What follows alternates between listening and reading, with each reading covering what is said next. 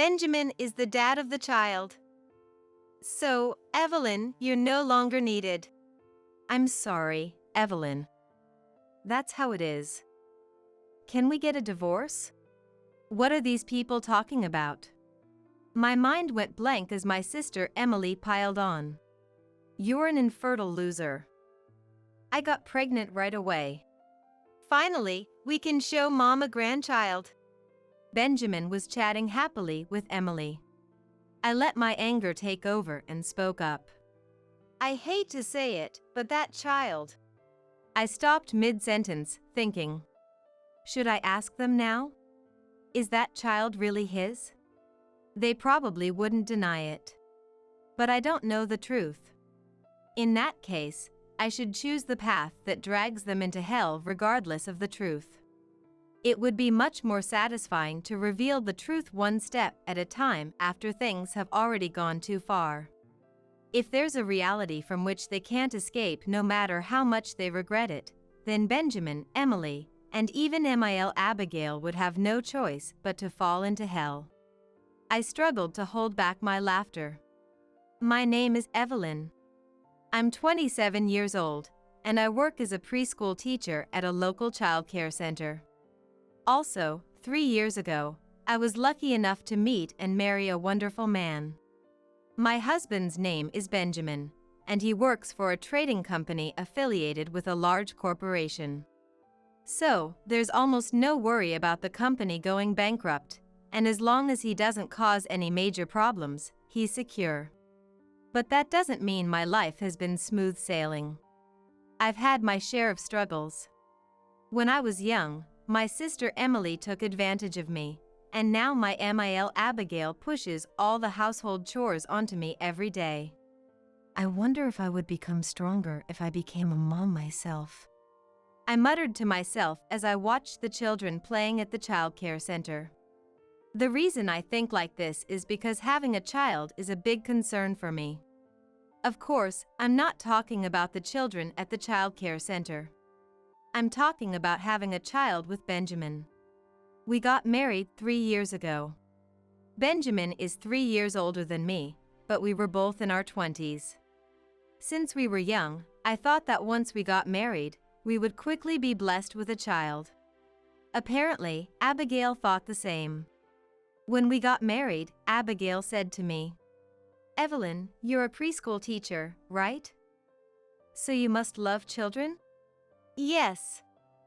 I became a preschool teacher because I love children. Family meetings can be nerve-wracking. But Abigail spoke to me in a friendly manner. That made it easy for me to talk with her. However, there was one thing that bothered me. Then, you'll have a child right away. Yes, that would be nice. Oh? Don't you want to have children? Her expression changed. I hurriedly tried to smooth things over. No, I do want children, but it's more about timing. Timing? Is that so? You just need to put in the effort. She looked at me intently. I felt tense. What should I say in moments like this? While I was pondering, Benjamin interrupted. Mom, you're putting pressure on her. Don't say things like that. Oh, I'm sorry. Abigail laughed loudly. But her eyes weren't laughing. This incident made me afraid of her. But I couldn't let her know I was scared. So, in front of her, I always put on a strange, forced smile. I just have to endure while we're at the in-laws' house. Every time I went to her place, I reminded myself of this. Eventually, we set a date for our wedding. And then came the day we were deciding on our new home. Benjamin received a call from her. She wanted us to come over because she had something to discuss. It happened to be a day off, so we both visited the in-laws' house. Benjamin, Evelyn, I've been waiting for you. Come in. Thank you for having us. Abigail ushered us in. She guided Benjamin and me to the living room. As we entered the living room, I made eye contact with my silent Fael, Elijah. I instinctively greeted him. Excuse me for intruding. Sorry to call you over. Abigail was insistent. I smiled awkwardly and bowed my head. Soon, Abigail returned with coffee. She sat down across from us and declared, Once you're married, the two of you will live with us. Live together? I looked at Benjamin in a panic. Benjamin seemed just as surprised. It seemed he didn't know either. I looked at Elijah. No, I didn't want to intrude on the newlyweds, so I was against it. What are you talking about? To have children quickly. Was she about to say to monitor us? Abigail covered her mouth with a wry smile. But all jokes aside, living together was out of the question. If we lived together, I would have to be scared of her every day. The stress would build up, and I couldn't imagine being able to have children. I looked at Benjamin, hoping he would oppose it. That sounds good. If we live together, we won't need to pay rent. Benjamin, are you in favor of this? What? Is there something wrong with living together? Are you afraid of getting caught because you're having an affair or something? Benjamin and Abigail looked at me. I hurriedly denied it. No, it's just that living together might be inconvenient. Being a child care worker requires a lot of physical strength. Sometimes I even cut corners on housework to make time. If we lived together, I'm sure I would end up being a burden to Abigail and Elijah. I carefully explained this situation. But Abigail just frowned. In that case, it would be even better if you lived together. I can do the housework for you. I regretted saying anything. But it was too late. Abigail quickly persuaded Benjamin, and we ended up living together. I was sure I'd be used as a housekeeper. Once we started living together, things turned out just as I had feared. At first, Abigail helped with the housework, but gradually, tasks like laundry and cleaning became my responsibility. Before I knew it, I was doing all the housework. I tried talking to Abigail, saying I couldn't handle any more. Then, she retorted, What? Are you planning to do nothing as a wife? It's not that. Then at least have a child. She glared at me sternly. I could only remain silent. In the end, I was just being used by her. My life started to resemble that of a housekeeper. Feeling that this situation was unsustainable, I sought help from Benjamin. Benjamin, I'd like your mom to help with the housework. Huh? Isn't Mom doing the housework now? She said so when we talked about living together. She did say that. But she only said it. In reality, she left everything to me and barely did any housework. You see her lying in front of the TV on her days off, don't you? She needs to rest sometimes too. You can't complain about that. He didn't seem to understand at all. Even if I kept talking, it would be no use. Was there any good solution? If things continued like this, it would be just like living at my parents' home. I shuddered, remembering my past life. Right now, we were living with Elijah, Abigail, and Benjamin. Before I moved out for work, I lived with my dad and Emily. My current life was very similar to that time. I was like a substitute for my mom. In other words, taking care of Dad and Emily was my job. Laundry, cleaning, everything was my responsibility. However, on weekends, Dad would sometimes help with chores like cleaning. So, in a way, it was a bit better than now, but that's not the main issue. What truly makes me shudder with fear is how much Emily and Abigail resemble each other. In our current situation, Abigail controls everything. She has the final say in all matters. Elijah sometimes tries to stop her, but he often can't stand up to her. This was evident when he was persuaded during the discussion about living together. Essentially, in my in-laws' house, she wields overwhelming authority. Similarly, Emily held significant power in our parents' home. And she was worse than Abigail. My mom passed away when I was very young. Because of that, Emily grew up spoiled. For instance, if Dad bought me something, Emily would always say, "Why does Evelyn always get things? It's not like I'm the only one." I would reply, "Liar. You got something just the other day." She would stomp her feet. If it was at home, that was one thing. But Emily would throw tantrums in public places too. On the street, in stores, anywhere. She had to be the center of attention. Even if I received a bit of kindness, she would get angry. Maybe if Dad had disciplined her when she was younger, things might have been different. But Dad thought her behavior stemmed from missing Mom, so he gave in to her demands. This only made her more spoiled. By the time she was in middle school, she was uncontrollable. Whenever I tried to correct her, Emily would pout and say, "What, are you jealous because you're plain and I'm beautiful? That's not it." I would respond, Sure. It's easy to say anything, isn't it, you useless girl?" Emily would smirk at me. She was indeed pretty, had many friends, and enjoyed school life far more than I did. But being called a useless girl just because of that was infuriating. Still, if I tried to argue, Emily would always outtalk me. I just can't win verbally. Even though my grades were better. She was more articulate. She always had the last word. So, I could only endure her complaints in silence. As time went by, Emily became the queen of our household. Maybe Dad and I were also to blame for not stopping her. Emily became the queen of our home.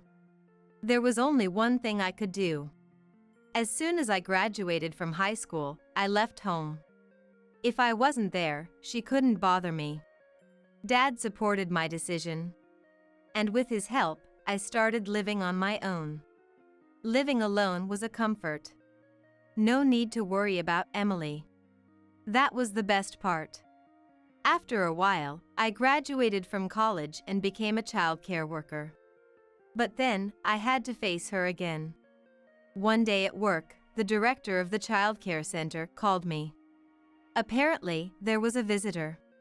Thinking it might be a parent, I went to the reception room. And there, waiting, was Emily. "Emily, why are you here?" "Oh, Evelyn. "I need a favor." "A favor? You came all the way to my workplace for that?" I snapped at her, annoyed. Emily frowned and leaned in to whisper in my ear. "Hey, lend me some money." "What?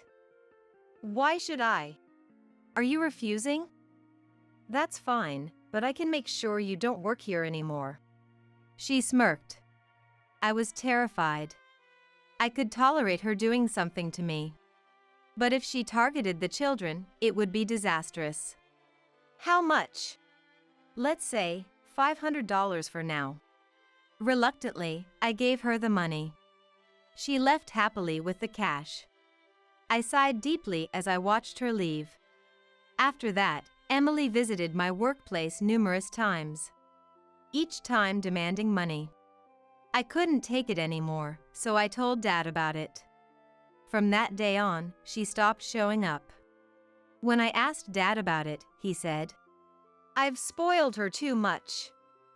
It's time for her to start working."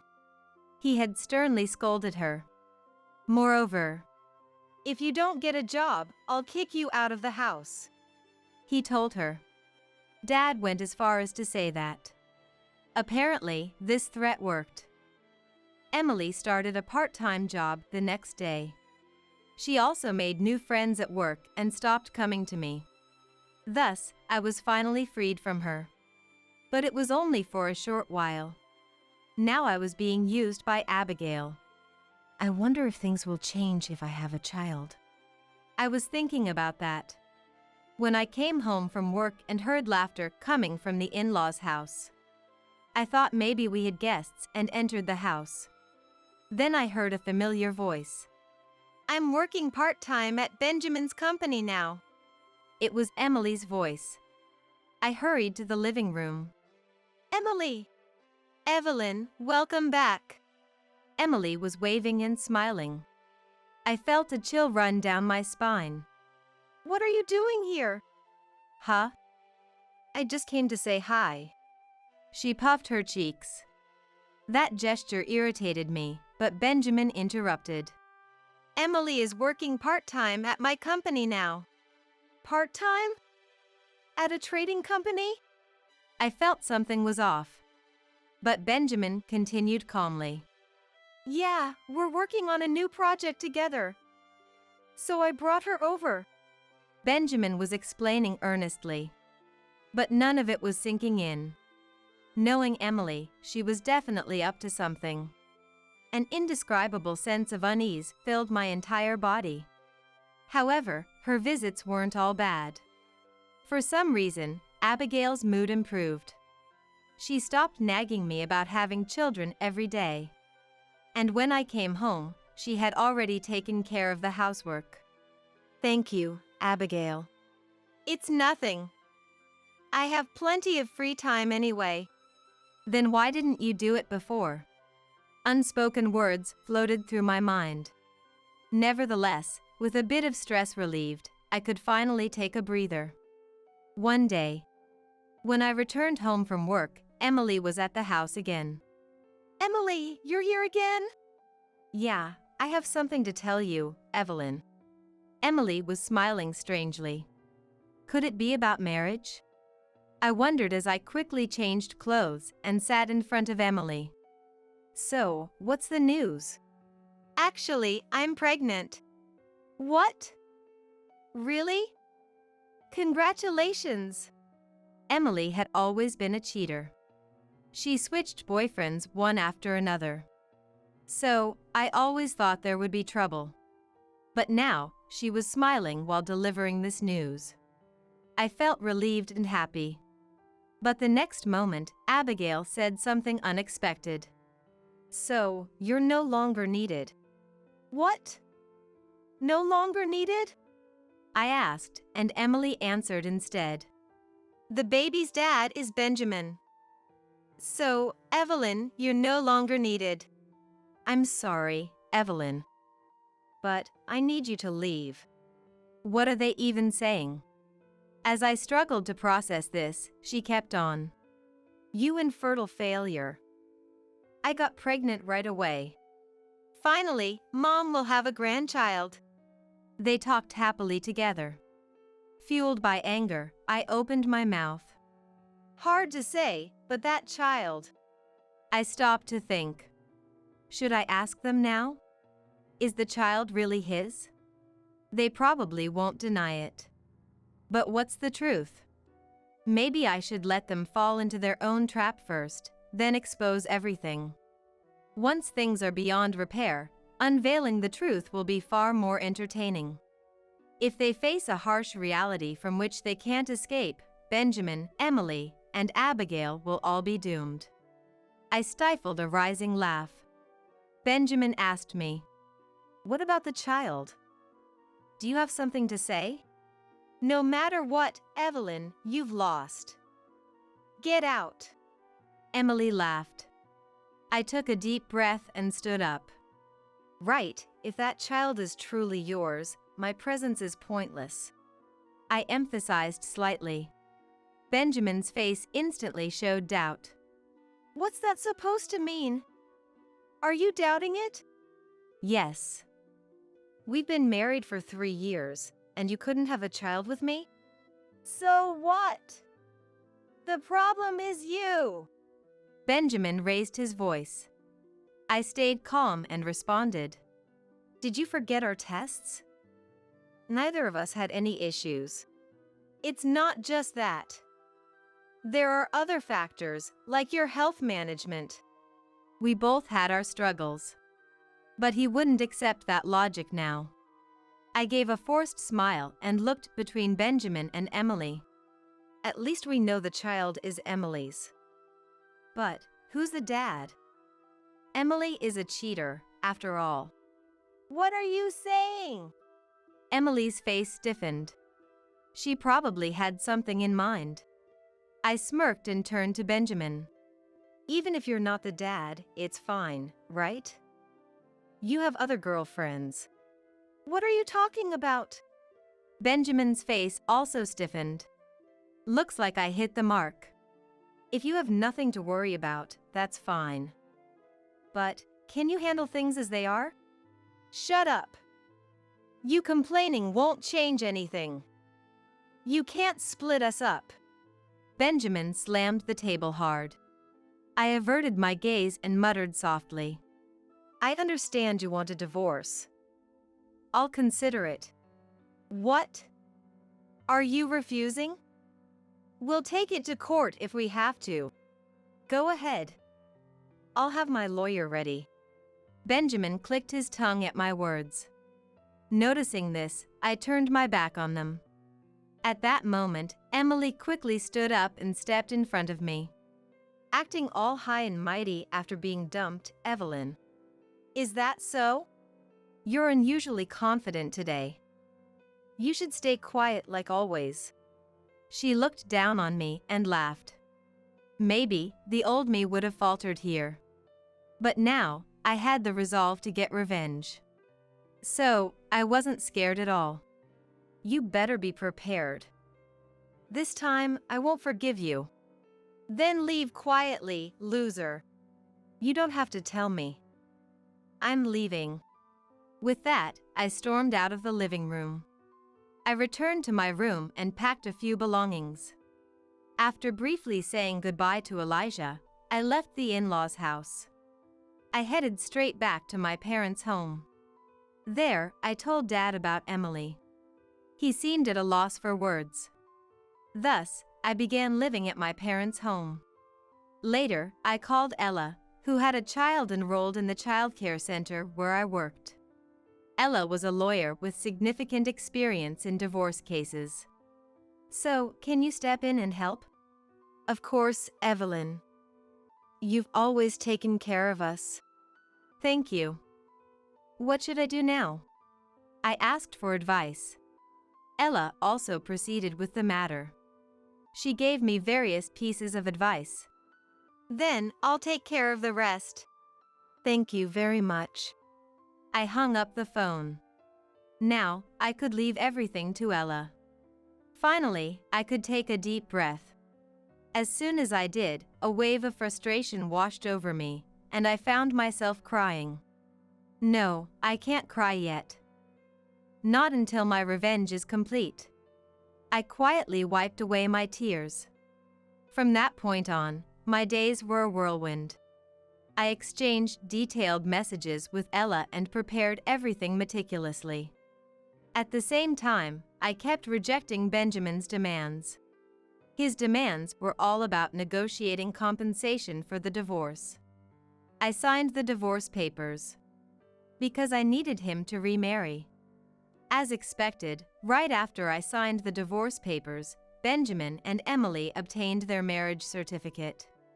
Despite this, I refused to discuss compensation until everything was ready. I waited for that day to come. Eventually, Emily gave birth. It was a cute baby girl. Needless to say, I was delighted for other reasons. Now, everything is in place. This is the beginning of the end. I whispered to myself as I prepared a congratulatory gift.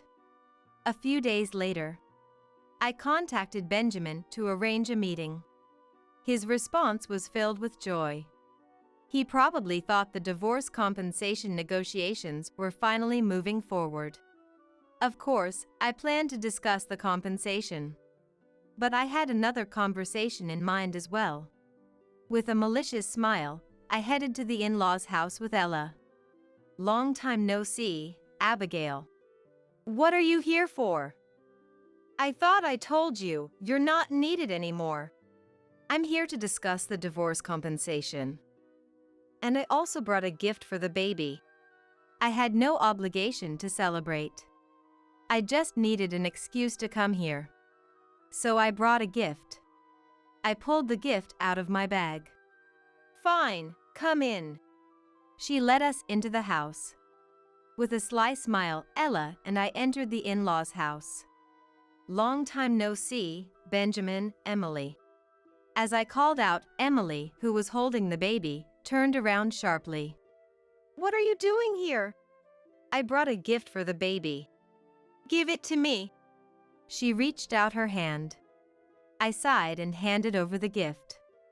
Then, we began discussing the divorce compensation.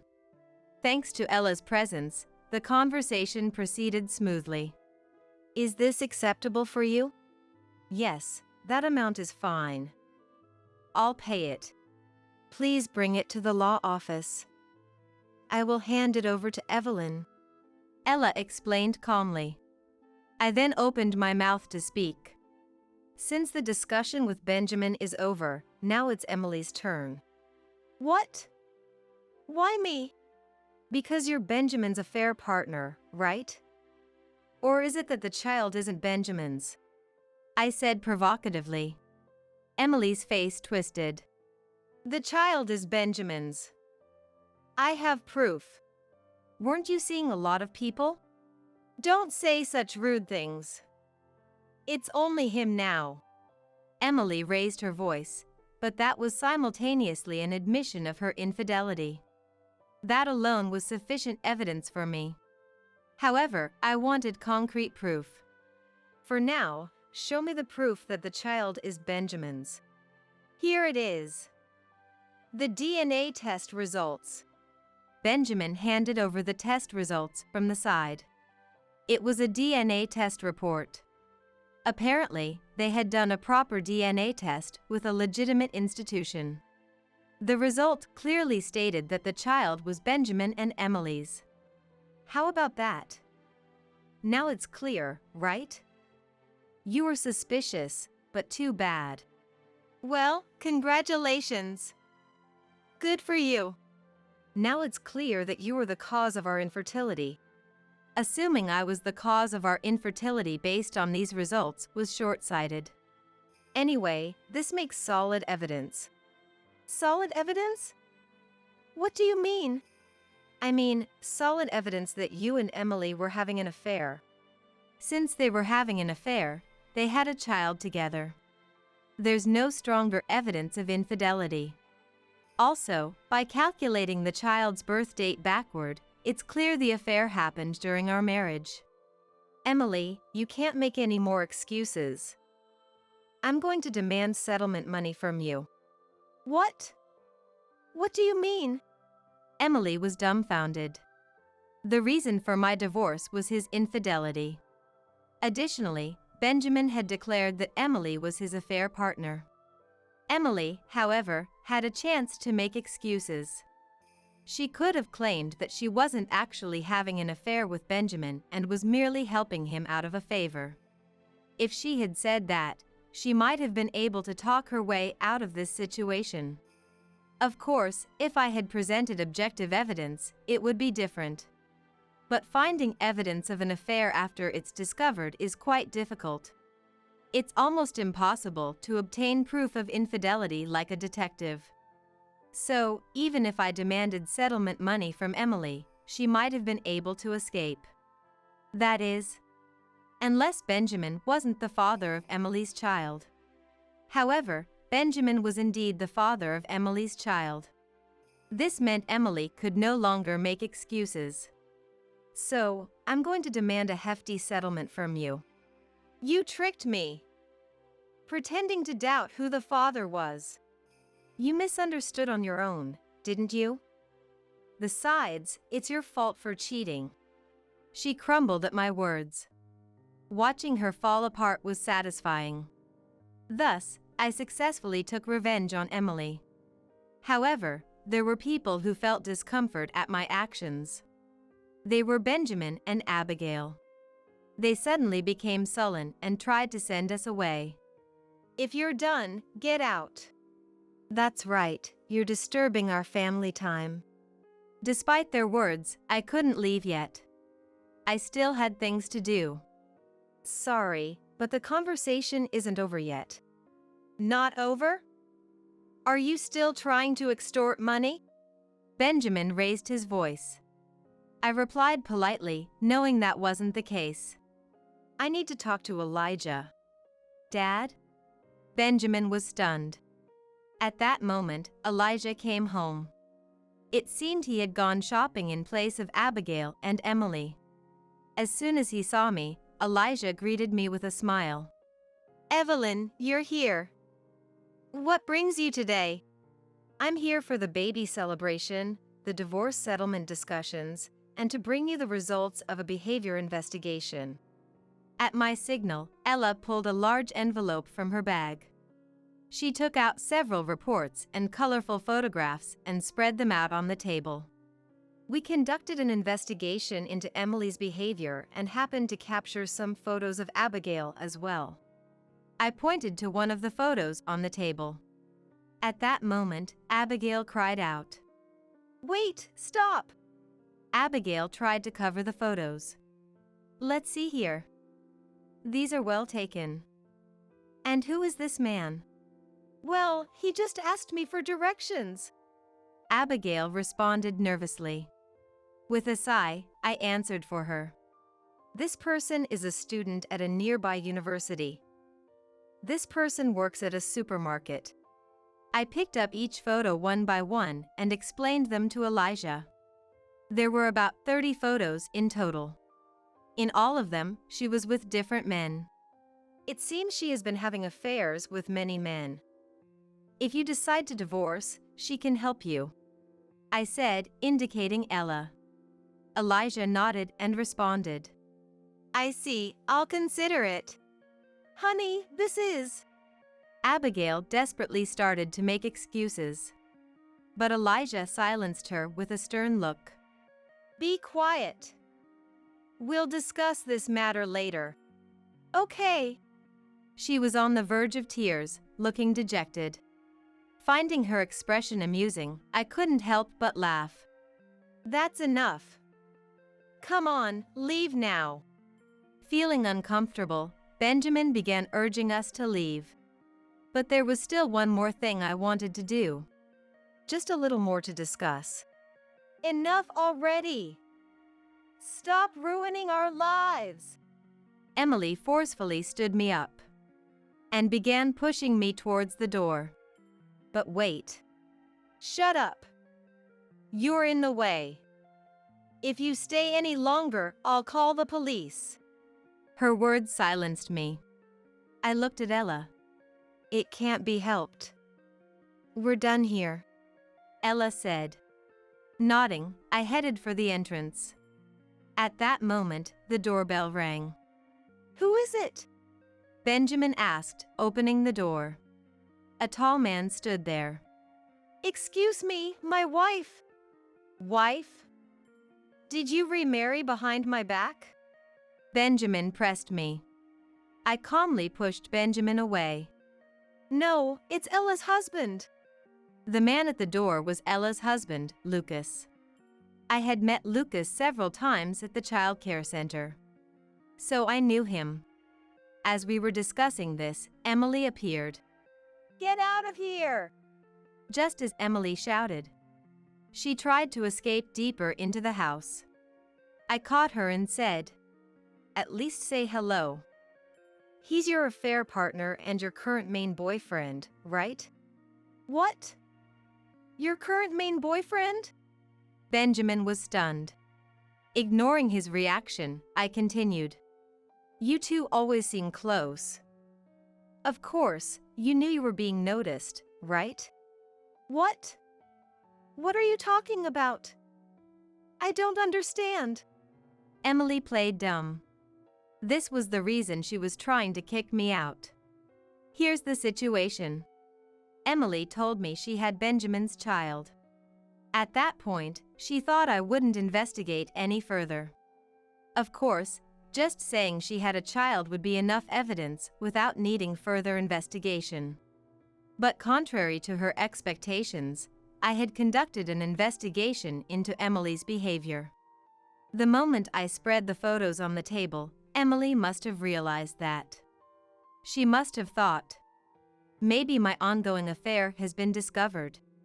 However, the photos on the table were all evidence of Abigail's infidelity. So Emily thought, if I quickly kick her out, I can hide my affair. That's why you tried to force me to leave the house, right? I asked Emily.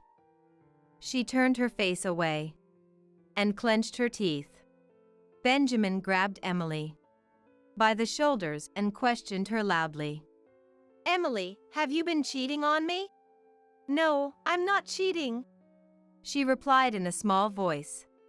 Benjamin, irritated, pressed further. Speak clearly, what's going on?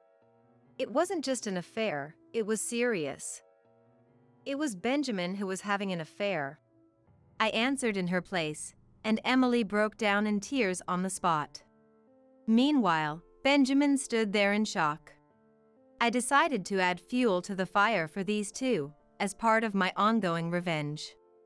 Well, it seems he was just playing around with Emily. Why don't you try to reconcile with Benjamin again? Don't joke with me. I refuse.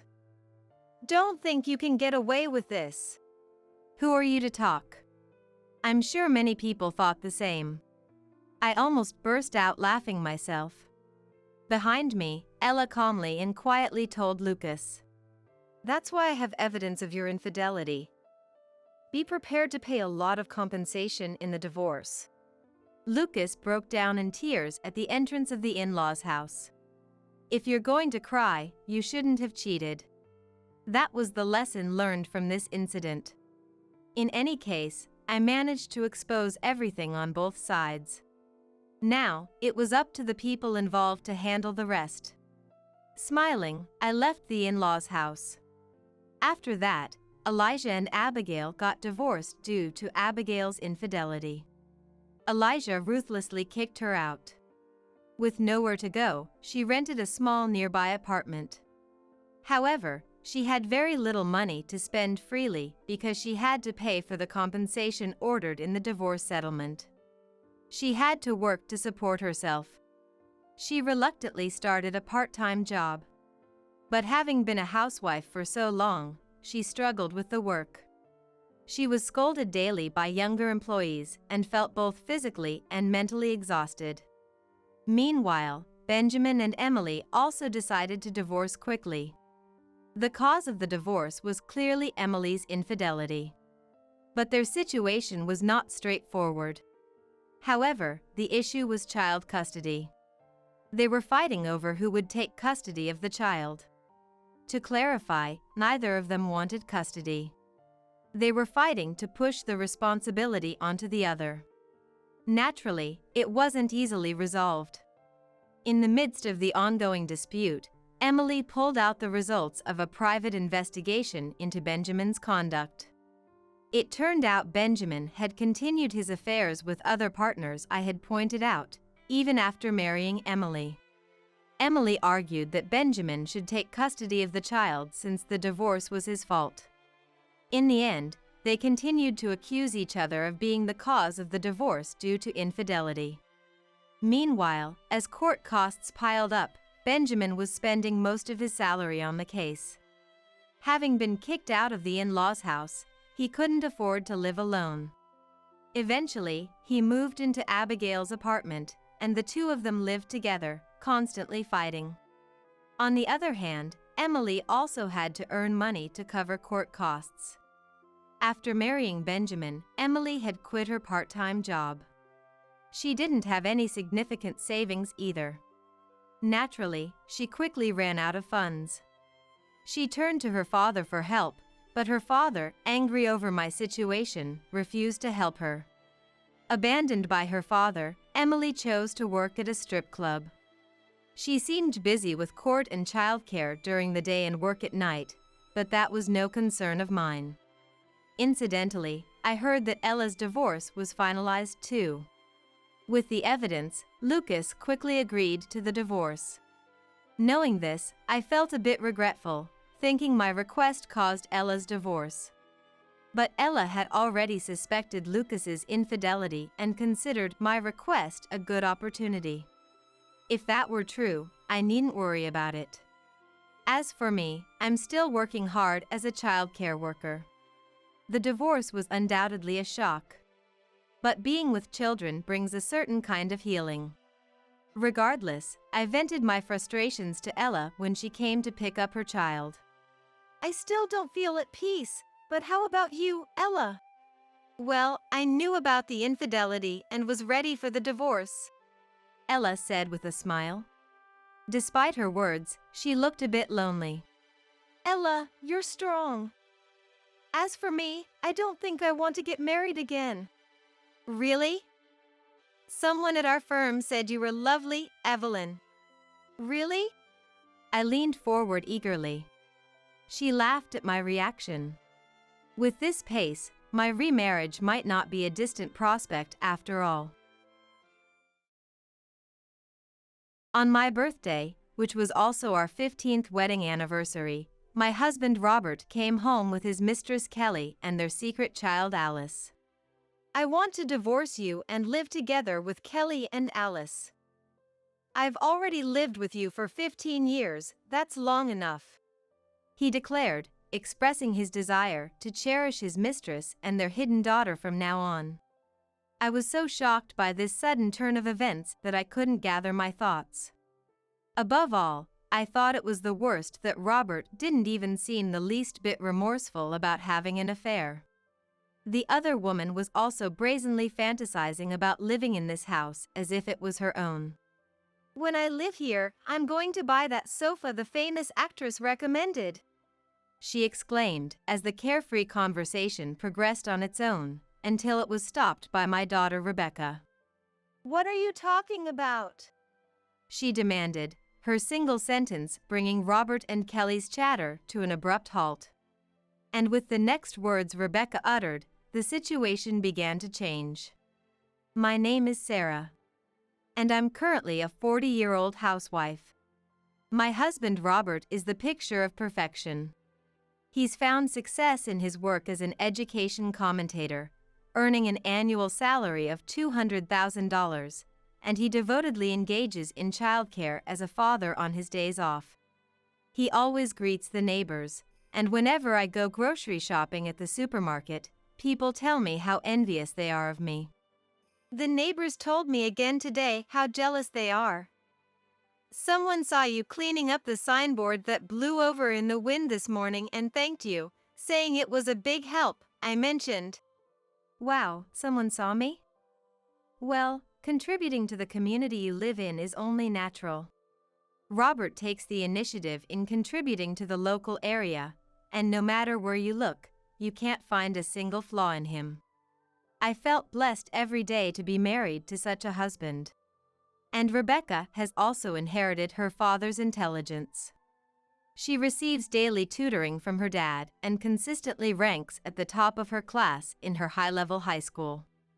Apparently, her dream is to become a lawyer, so she makes it a daily habit to read the news in newspapers. If this news story went to trial, I wonder what kind of verdict would be handed down, she mused, pulling out a law book to investigate. You're amazing, doing this day after day. If it were me, I'd find the research too much work and put it off, I admitted. It is a lot of work, but I'm learning so much. Once I figure it out, I'll teach you too, Mom. Both Robert and Rebecca are extremely bright, so as the only average housewife, I felt a bit of impatience at times. Living with you two sometimes makes me feel inferior, like I have no redeeming qualities. Maybe I should study something too. Really? I actually think you're more amazing than me, Mom. Rebecca countered, and we passed the days in trivial everyday chatter like that. Then one day, Robert brought this up. Come to think of it, Sarah's 40th birthday is coming up soon. What should we do this year? I'll go buy a cake. Oh, then I'll make dinner that night. Robert and Rebecca were suggesting ways to celebrate my birthday. Thank you, just the thought alone makes me happy. I expressed my gratitude, getting excited for my birthday. That's when Robert suddenly changed the subject. Sarah's 40th birthday is one thing, but it's also the day of our 15th wedding anniversary, he pointed out. Oh wow, 15 years is a milestone anniversary, isn't it? That's right, we had gotten married on my birthday. Since my birthday and our anniversary overlapped every year, he had always prioritized celebrating my birthday. Even though we never celebrated our anniversary, Robert still remembered it. You remembered. I choked up with joy from the morning. Well, look forward to the big day. I'm not good with surprises, but maybe I'll make an effort for you and Rebecca, he said, which made me so excited for my own birthday. Then a few days later, on my actual birthday, Robert and Rebecca were up preparing from the morning, making dinner and going out to buy a cake. Since it was my birthday, they told me I could go shopping or relax in my room, whatever I wanted to do. It was a rare day where I didn't have to do housework, so I enjoyed shopping until the evening. When Robert arrived home, Rebecca had prepared an extravagant dinner. I bought a few pre-made dishes, but I worked hard on stuff like the potato salad. Oh, I don't mind at all. I'm just happy you've been preparing this since morning. By the way, where's your dad? I had thought Robert was helping Rebecca prepare everything, but he was nowhere to be seen. Oh, right after you left this morning, Dad went out to buy a cake. There are plenty of bakeries near our house. And yet, he had been gone since morning without returning until evening, so we started to worry. When I called him, Robert said he would be back soon. There was background noise on the phone, and it sounded like he was in the car.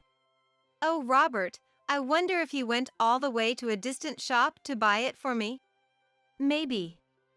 Remember when you saw that cake on TV and said it looked delicious? He might have gone to get that one. We eagerly awaited Robert's return with the delicious cake.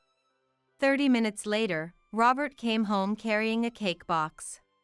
Sorry I'm late. I bought Sarah's favorite cake, so put it in the fridge, okay? Now, let's eat the dinner Rebecca prepared first. Yay! I'm starving, let's dig in. Laughing at their exchange, I took the cake Robert handed me and carried it to the kitchen. Huh!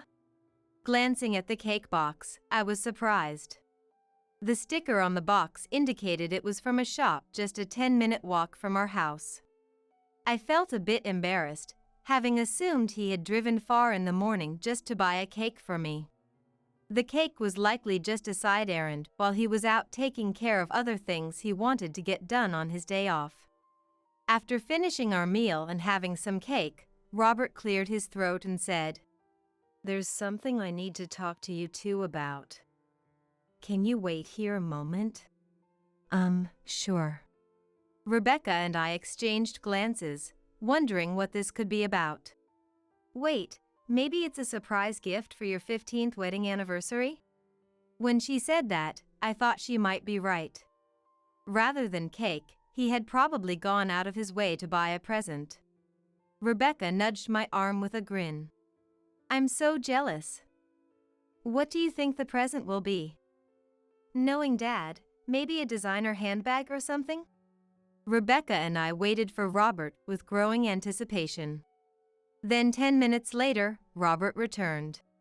As the living room door opened, the eager looks on my and Rebecca's faces changed in an instant.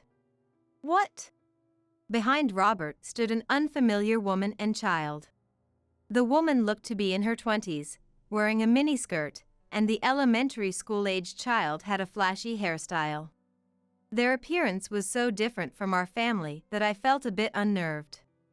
Who are these people? When I asked, Robert revealed a shocking truth. Actually, this child is mine. What? Rebecca and I cried out in disbelief. We never imagined he would do something like this, so the shock was tremendous. As I stood there dumbfounded, Robert continued. Sarah and I have lived together for 15 years now. And Rebecca, you're in high school and almost an adult. You two are proper grown-ups now, right? Robert started creating a strangely sentimental atmosphere. Still unable to process the situation, my gaze darted back and forth between Robert and the woman half hidden behind him. But this child is still little and she hasn't been able to live together with us. She's had to sneak around, never going out freely. So for their sake, I want you and Rebecca to move out. Robert was telling me and Rebecca to leave this precious home we had lived in for so long. This was the house Robert and I had bought together, nervously but excitedly, as newlyweds. He tells me to hand over those memories to his lover. What's more, the reason was that he hadn't spent much time with my mistress and illegitimate child, which was extremely harsh, and the sudden turn of events made me reconsider my thoughts. Wait a minute. Is what Robert's saying true? Is that child really yours? I doubted it was a lie, as the child looked too different from Rebecca. Yeah, it's true. This child's name is Alice, and unlike Rebecca, she's a very energetic and bright. Right, Kelly? Yes. I've been hearing from Robert that Rebecca is a quiet and smart girl. So I was happy that Alice has a completely different personality from Rebecca. Kelly looked at me and smiled with a sneer. I felt unpleasant about the conversation between Robert and Kelly. When I thought about how Robert was playing around with this woman while I was doing housework and taking care of Rebecca, I felt sick to my stomach. Mom, are you okay? Seeing my face turning pale, Rebecca gently rubbed my back. Usually, Robert would have sensed that I was feeling unwell. But with another woman around, he doesn't seem to care about me at all. He keeps looking at Kelly and Alice. This is the house we're going to live in from now on. We'll give the sofa and TV to Sarah and Rebecca, so let's buy new ones for us. Yay, I'm so happy. I definitely want the sofa that famous celebrity was recommending.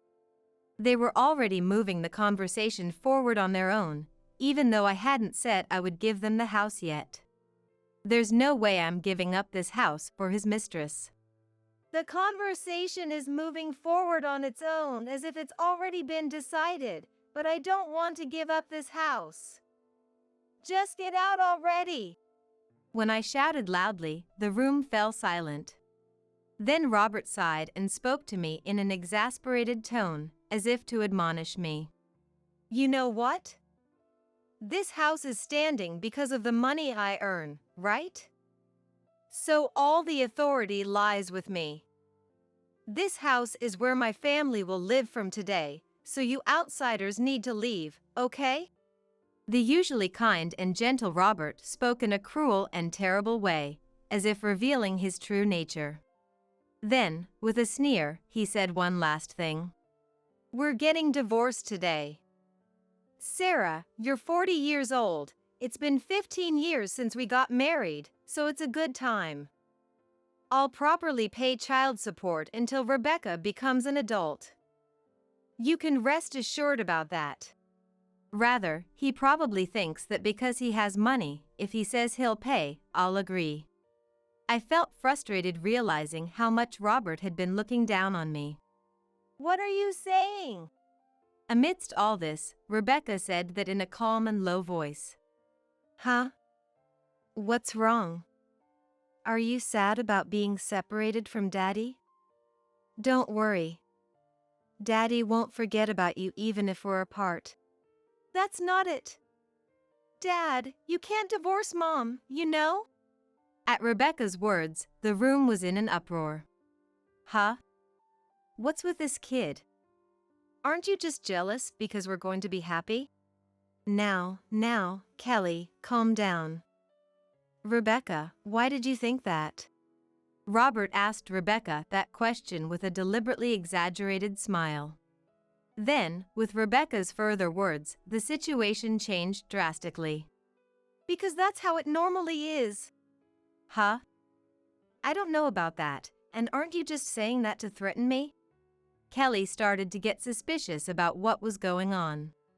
I don't know the details either, but looking at Rebecca's usual demeanor, I can tell she's not lying.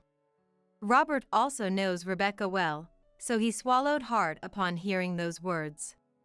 It's been decided that it's impossible for the person who cheated to demand a divorce. That's why Dad can't say he wants to divorce. As I listened to Rebecca's story, I realized she was right. That might be true. As I said that, Kelly's voice suddenly rose. Then why don't you guys say you want a divorce? Give Robert to us. Kelly confronted me like that. Can I trust Robert who cheated on me and rebuild a warm family again? But I also didn't want to give in to Kelly's demands and hand Robert over.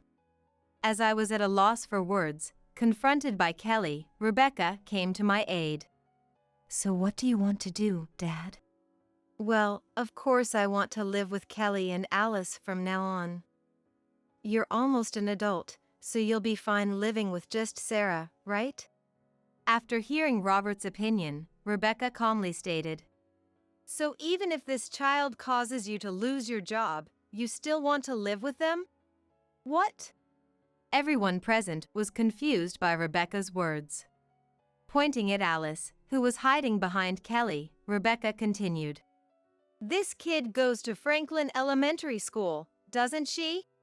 How do you know that? It's on the way to my high school. I heard that kid is always causing trouble in the nearby park and getting scolded by the police and teachers.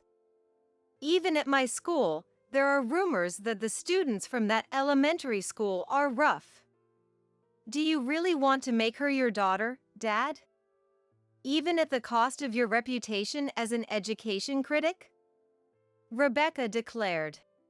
Upon hearing this, Robert whirled around to face Kelly and Alice, demanding, Is what Rebecca is saying true? Alice, have you been doing those things? Alice trembled, hiding behind Kelly. Realizing he wasn't getting anywhere, Robert turned to Kelly. If the police and teachers are involved, the guardians must know too. Kelly, is it true? Sweating under Robert's intense gaze, Kelly avoided eye contact. That's just how elementary school kids are. You're making too big a deal out of it. While she didn't explicitly confirm it, her response was as good as an admission. Robert began to fret. He was likely imagining what life would be like after marrying Kelly and Alice. His reputation as an education critic would suffer, and he'd undoubtedly face backlash. The once supremely confident Robert was gone. Distraught, he seemed to be feeling anxious about the future. No. Because of this kid, this is the worst. But Rebecca apparently still had more to say, relentlessly pressing on. And Mom, doesn't this woman's face look familiar? Huh? Kelly and I looked at each other, but nothing came to mind. Kelly also seemed clueless. A month ago, on the way back from shopping in town, there was a woman in a red dress. I remember. We bumped into a woman in a red dress and she yelled at us furiously even though it was both our faults. The cake we bought got smashed too. It was awful, but why bring that up now? When I asked, Rebecca smirked and pointed at Kelly. That woman was her, wasn't it? Hearing this, Kelly began to panic. Huh? I don't remember something that long ago. And what does that have to do with anything now anyway? Don't try to change the subject. Kelly was visibly flustered. She must have something she wants to hide. Desperately recalling the details of that day, I shouted the words that would send Kelly to hell. Oh, right. You were with a man other than Robert at that time. Shut up. Kelly hurriedly tried to stop me, but it was too late. Upon hearing this, Robert immediately fixed his gaze on Kelly. What? You were cheating? No, that was just a coincidence. And who are you to talk when you're the one cheating? This is the worst. Why is this happening to me? Kelly flew into a panic at the sudden revelation. This only seemed to further enrage Robert. My position is completely different from yours, Kelly. It's not like you can just go around cheating too. And with a kid. How could you? And a month ago, we had already decided to get married, hadn't we? Robert confronted her aggressively as their argument escalated more and more out of control. Half crazed, they continued their absurd bickering. I was left behind with Rebecca, listening to the two of them arguing incessantly. It had become so ridiculous that I finally decided to intervene. Oh, enough already. Can we just stop this right here? Robert, you're the last person who should be telling someone not to cheat. I put an end to their foolish and disgraceful bickering. You say that we have this life because of you. How dare you use those words? At the very least, the reason you've been able to focus on your work is that I've been maintaining our lifestyle. It's not thanks to just one person, it's thanks to our family. And you call yourself an education critic? What a joke. I scoffed, throwing sarcastic jabs at Robert. And Kelly, I'm sorry, but did I stir up some unnecessary memories for you? I'm sure this child isn't related to Robert by blood either. You seem to want to marry a wealthy man, but now that it's turned out like this, I pity you. You have my deepest sympathies. I mocked Kelly with a disparaging tone. The two of them were beside themselves, their plans having gone completely awry. Ugh! This is an absolute disaster. Everything is ruined. Kelly tugged at her hair, unable to hide her frustration, perhaps realizing that she wouldn't be able to marry Robert after all. What? This is the worst. I was going to marry you and provide for you, but forget it. Get out of here, now. Robert was just as agitated as Kelly, upset that things hadn't worked out for him either. You think I'd ever come back to a place like this? Alice, we're leaving.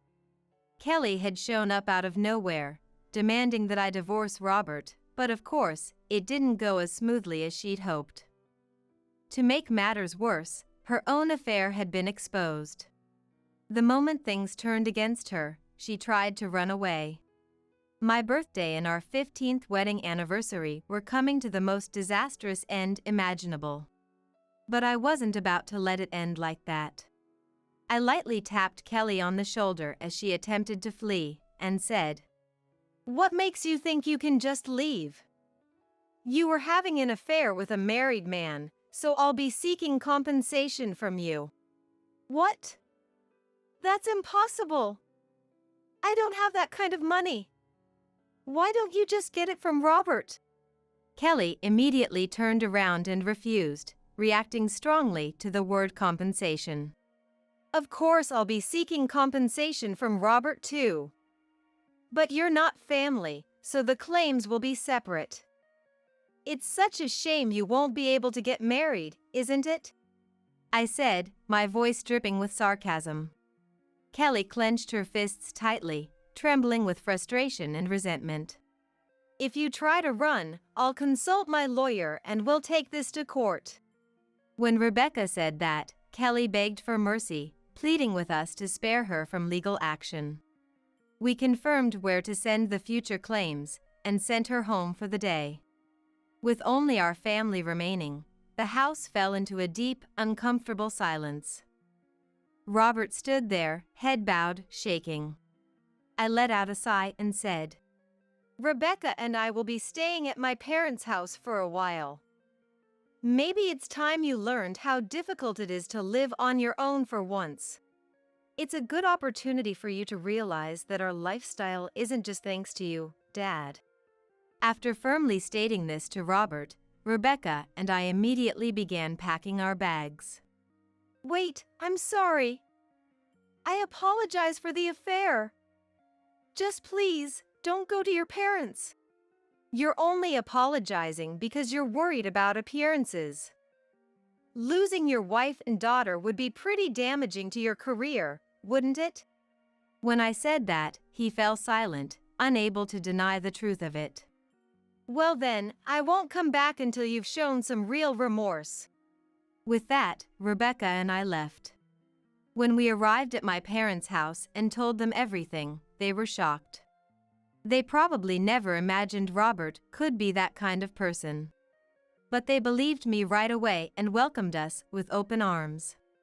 Deep down, my parents must have suspected that there was something shady behind Robert's perfect image. It's been almost a month since we started living with my parents. I went back to our house once to pick up some belongings I'd left behind. The place was in a miserable state. Clothes were strewn all over the place, the mail had piled up, and it seemed Robert had been living on nothing but instant meals. Ignoring the state of the room, I gathered only the necessities and left. As I was locking the front door, I ran into one of our neighbors who hurried over to me. I thought they were coming to express concern about Robert, but that wasn't the case at all.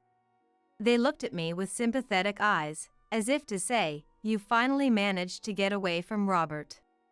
Apparently, Robert's recent behavior had made it immediately clear that I had left him.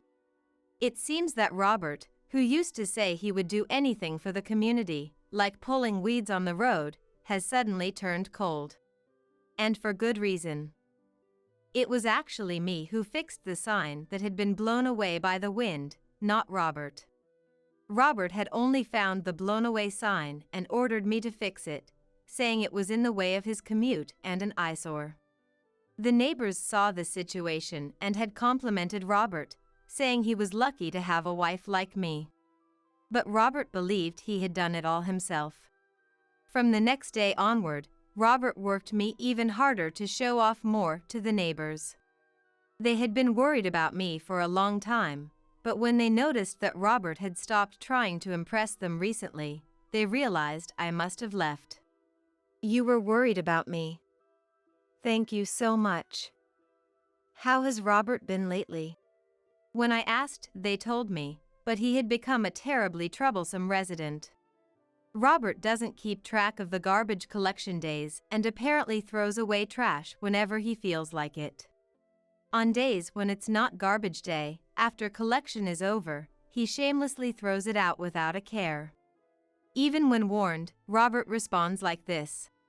Oh, is that so? I'm sorry, I didn't know. I'll be more careful next time. He puts on a show of reflecting with a smile, but he just leaves the trash he brought and walks away ambiguously. No matter how many times he's told, he gives the same response, so the neighbors are fed up with him. I'm so sorry. My husband has been causing trouble for all of you.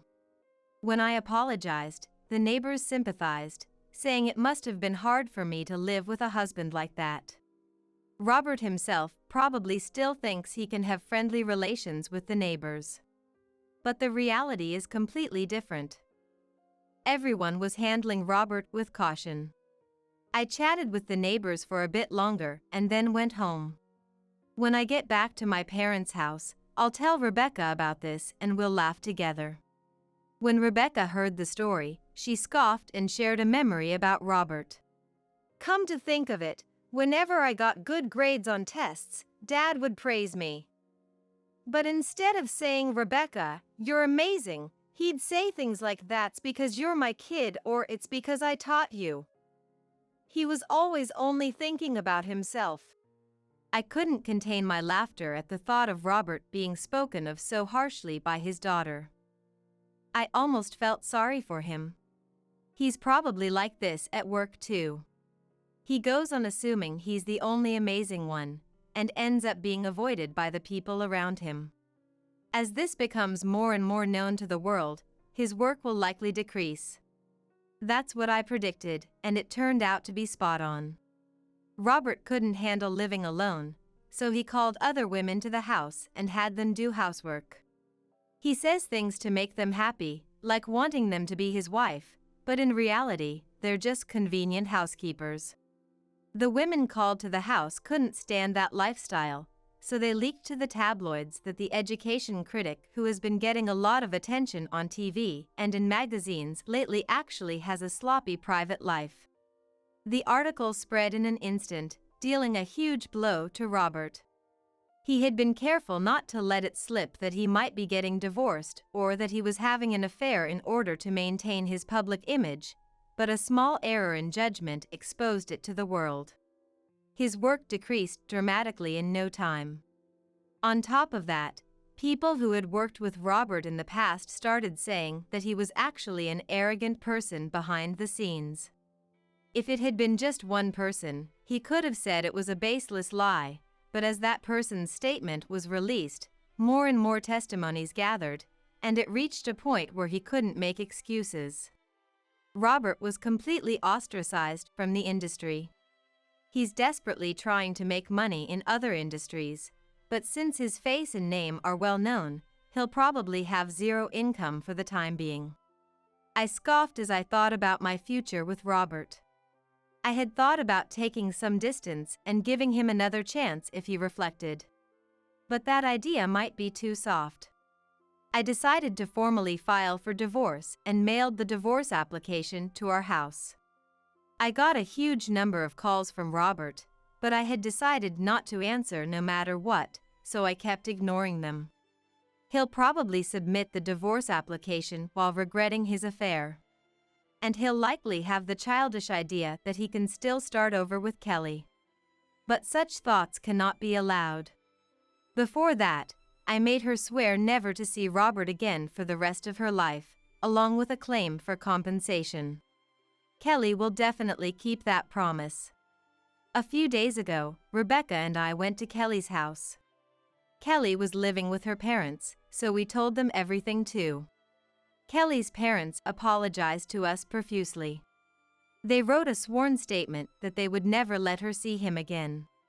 In fact, I got a call from Kelly's parents saying that Robert had come to visit, but of course they sent him away without letting him see her.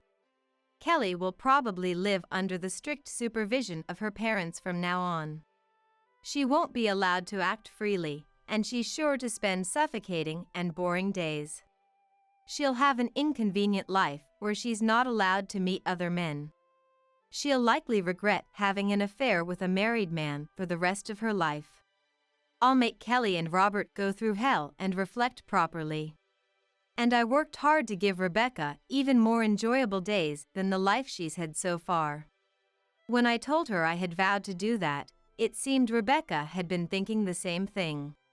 When I become a lawyer in the future, I should be able to earn more than Dad, so let's definitely get back at him and live in a nice house. I laughed at Rebecca's strong, spirited words. I'm counting on you. I thought my life would become more joyful, and I looked forward to the future. Skirts at funerals are just too revealing. She must be looking for a man. I'm fed up with my husband Kevin's narrow-minded thinking. Divorce? That's exactly what I want. I'm leaving this house. My name is Kara. At 40, I'm a huge chocolate lover who often ends up eating almost an entire family pack by myself. I remember constantly fighting over it with my sister. Looking back, I wasn't the most mature sister. But I know people who are even less mature. I was 25 back then. Just married to Kevin, a banker. We started dating through a friend's introduction and got married in about 6 months. Everyone envied my seemingly perfect life, but after getting married, the kind Kevin slowly started to change. Welcome home, you must be tired. What about dinner? It's ready. Go take a shower, relax and warm up. Kevin expected this routine every time he came home from work. I had to greet him at the door and have dinner ready, or Kevin would get moody. So, I always made sure to leave work earlier than Kevin to prepare dinner and the shower. It was somewhat bothersome, but thanks to Kevin's high salary, We lived in a beautiful house and I had a marriage others envied. I tried not to mind the occasional whims of a husband, thinking it's common in many households. However, Kevin's behavior started to become increasingly absurd. Even after getting married, I often visited my parents on my days off to see my sister, who was now 14 years younger than me. In our house where both parents worked, I think I was the one who mostly raised her. Not because I was forced to, but because I simply loved her and couldn't take my eyes off her. She was very frail. There were times when she was healthy, but also times when she was repeatedly in and out of the hospital, in a critical condition. Thinking that I might suddenly lose her one day. It was natural to have a deeper love for her than for a normal sister. So even after getting married, I kept visiting her when she was absent from school. But Kevin didn't approve of this. Who's more important to you, me or your sister? A wife should devote herself to her husband after marriage. My mom never did such things. You're failing as a wife. Kevin would start lecturing me on his beliefs for nearly an hour. Back then, none of my friends were married. So I confided in a coworker about Kevin. It's your fault. After you get married, you should devote yourself to your husband. She told me. I wondered if that was just how things were. Looking back, I was naive. But even so, not seeing my sister was never an option for me. Because her health got worse. She was hospitalized again and could only have short visits in a sterile room. Rushing to the hospital whenever possible was the natural thing to do for a family. Sometimes I took time off work, even on Kevin's days off, I would go. But of course, Kevin was vehemently against it. One day, he suddenly brought his mother, Amelia, home and, in front of her. "What are you thinking?" He confronted me. He made me stand up straight, ready to lecture. What do you mean? I'm taking care of everything at home. What's the problem? You really are hopeless. How many times do I have to tell you about your clothes? A wife wearing skirts is just disgraceful. What's wrong with wearing the clothes I like? Besides, this is the dress my sister chose for me. I can't just give it up. See? It's always about your sister. Who do you think should be your top priority?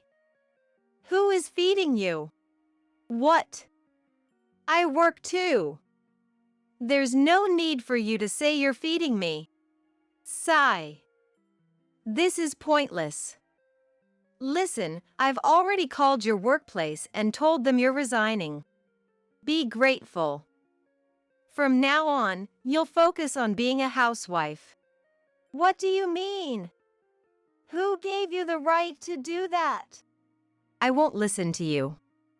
And from today, you'll live with my mom. She'll teach you how to be a proper wife. This is ridiculous. You're insane. Shut up. In a rage, Kevin smashed a glass on the floor. And not just that, he started throwing anything he could get his hands on. Seeing the shattered glass, I was truly frightened of Kevin for the first time. I regretted marrying such a person. Later, I called my company to cancel the resignation. We don't want any trouble, so please just leave it as it is. They said. It seemed Kevin had demanded my resignation in an almost abusive way. And so, I lost my job and became the housewife Kevin wanted. When I reported to him that I had resigned as he wished, Kevin became cheerful. I guess I went a bit too far. Sorry. He came apologizing. But after seeing Kevin's true nature, I couldn't trust that smile anymore. The next day, Kevin suddenly brought a bunch of his coworkers home. I thought I'd show off my wonderful wife. And his colleagues would say things like, "Your wife is beautiful, I'm envious." They kept complimenting. And Kevin added, "My wife is a great cook. You all should try her food." He just blurted out. Wait. This is too sudden. I don't have enough food for so many people. It's fine. Just make something simple. I'll even go by the ingredients. A colleague, watching the exchange. Kara, you are so loved, I'm jealous. They exclaimed. No, Kevin is just good at keeping up appearances. If he truly cared about his wife, he wouldn't bring colleagues home like nothing happened after our big fight yesterday. While holding back my anger, I prepared the meal with Amelia. After Kevin's colleagues left, having spent about 3 hours at our house, it happened. You know. What? I replied anxiously to Kevin's disgruntled tone, fearing another outburst like yesterday's. Couldn't you be a bit more pleasant? It's like I haven't taught my wife properly. I wanted to retort, but I didn't dare. I was afraid. I'm sorry.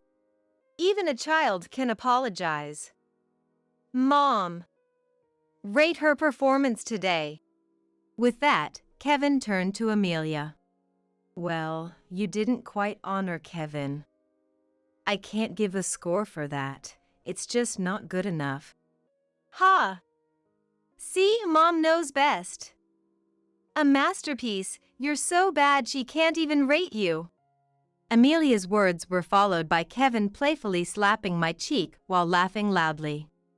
Also, about the meal, I tasted a bit, and it didn't seem to suit Kevin's taste. That's right, Mom. Tell her more.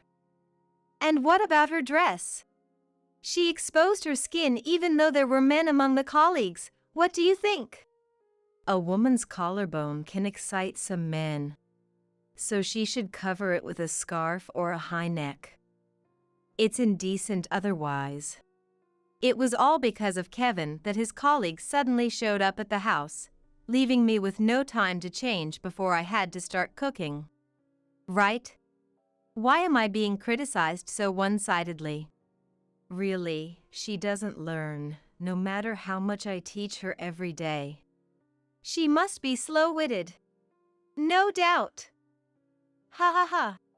Eventually, I was forced to stand and receive a lecture for nearly 2 hours. By the time I finally got to shower and tried to sleep, it was already 4 a.m. I had to prepare Kevin's lunchbox, so I decided to give up on sleep. Even after that, Kevin's wife training continued as I kept visiting my sister. About a month and a half later, I received the news of my sister's passing. I wished it was a lie, and the first thing I said to my mom, who broke the news, was, It's a lie, right? I said. I had been warned many times about her precarious condition, and I had just visited her. I thought I was prepared, but my heart couldn't catch up. Just 14 years old. My sister, who had been in and out of the hospital, fighting through painful treatments, did she have a happy life? As her sister, had I managed to bring joy to her life? However, the last expression I saw on my sister's face in the hospital was a smile. She didn't seem to suffer. You tried so hard, rest now, and thank you for everything. With tears streaming down my face, I hugged my sister for the last farewell. The wake and funeral went by in a blur, and it had been a few days since I returned home. I had informed Kevin of my sister's passing, but of course, he didn't attend either the wake or the funeral. Moreover, he had the audacity to say, You should prioritize me over someone who has passed away. Disgusted to hear such foul words at a time like this, I ignored him and hung up the phone. After everything was over and I returned home with a heavy heart. Kevin and Amelia were waiting at the entrance, like demons lying in wait. You're back pretty late, aren't you? My family has just lost someone. It's not like I could return in 2 or 3 hours. You're good at lying, aren't you? What? What? Are you having a rebellious phase? Always making up things and opposing me. Whose wife are you? Wait a minute. My sister has passed away. It's not a lie. Ha, as if. Seeing you in that skirt at the funeral. Not even greeting me when I come home from work for days. That's impossible. Impossible? Why? If you loved your husband, you would. You're a useless wife. Don't tell me you're cheating, are you? What? Always showing skin. Even flirting with my colleagues before. You just like men, that's all. What a shameless woman. What are you talking about? I am. At that moment, I almost forgot my fear of Kevin and was about to retort out of anger. Divorce then. That's fine, isn't it? A frivolous woman like you doesn't suit Kevin, right? Mom. I mean, divorce is a bit. Fine, I agree. We'll get a divorce. I immediately agreed with Amelia's suggestion of divorce. Kevin kept repeating, "Stop the divorce," but I wasn't listening. I had to seize this chance to get away from Kevin. The thought of his rage was too frightening. I was certain now was the time. So, I quickly packed my things and left the house. Until the end, Kevin was like, "I'll forgive you if you apologize." But it sounded insane to me, so I ignored it. Still, he persistently grabbed my arm tightly at the end. Wait. So I struck his face hard with my bag and ran away. I headed straight to a certain place. A condo room that was prepared for such a scenario. Right as I entered the room, I got a call from Amelia on my mobile phone. "Hello? Kara? Did you arrive safely?" "Yes. I'm fine. I took a taxi, so Kevin doesn't know." "That's good. Leave the divorce papers to me. I'll make sure he signs them." "Thank you. I'm looking forward to living with you." Actually, Amelia and I had been pretending to be on bad terms in front of Kevin. It was on the day Kevin brought his colleagues home. After the lecture ended and Kevin fell asleep, Amelia whispered to me, "Leave this house. Escape from Kevin." Amelia had been suspicious every time Kevin complained that Kara is hopeless. Apparently, Amelia's late husband was very much like Kevin, and she had suffered a lot. In her time, divorce was considered shameful, and she couldn't get one herself. But she wanted me to have the freedom she didn't.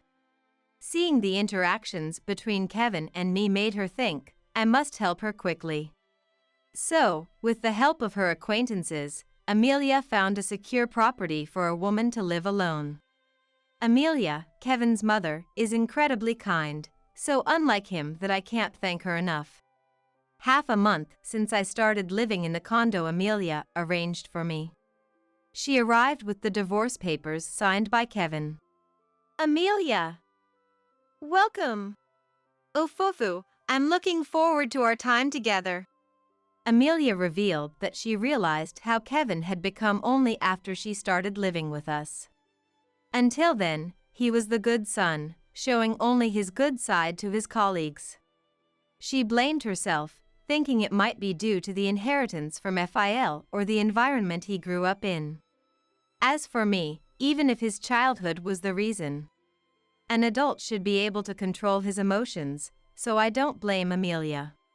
Currently, Kevin is kind to Amelia because she's on his side. If he knew that she was helping me with the divorce, there's no telling what he might do. That's why, when Amelia arranged this house, "Why don't you stay with me for a while?" I suggested. Amelia hesitated, saying, "I'm just your MIL. We'll be strangers after the divorce.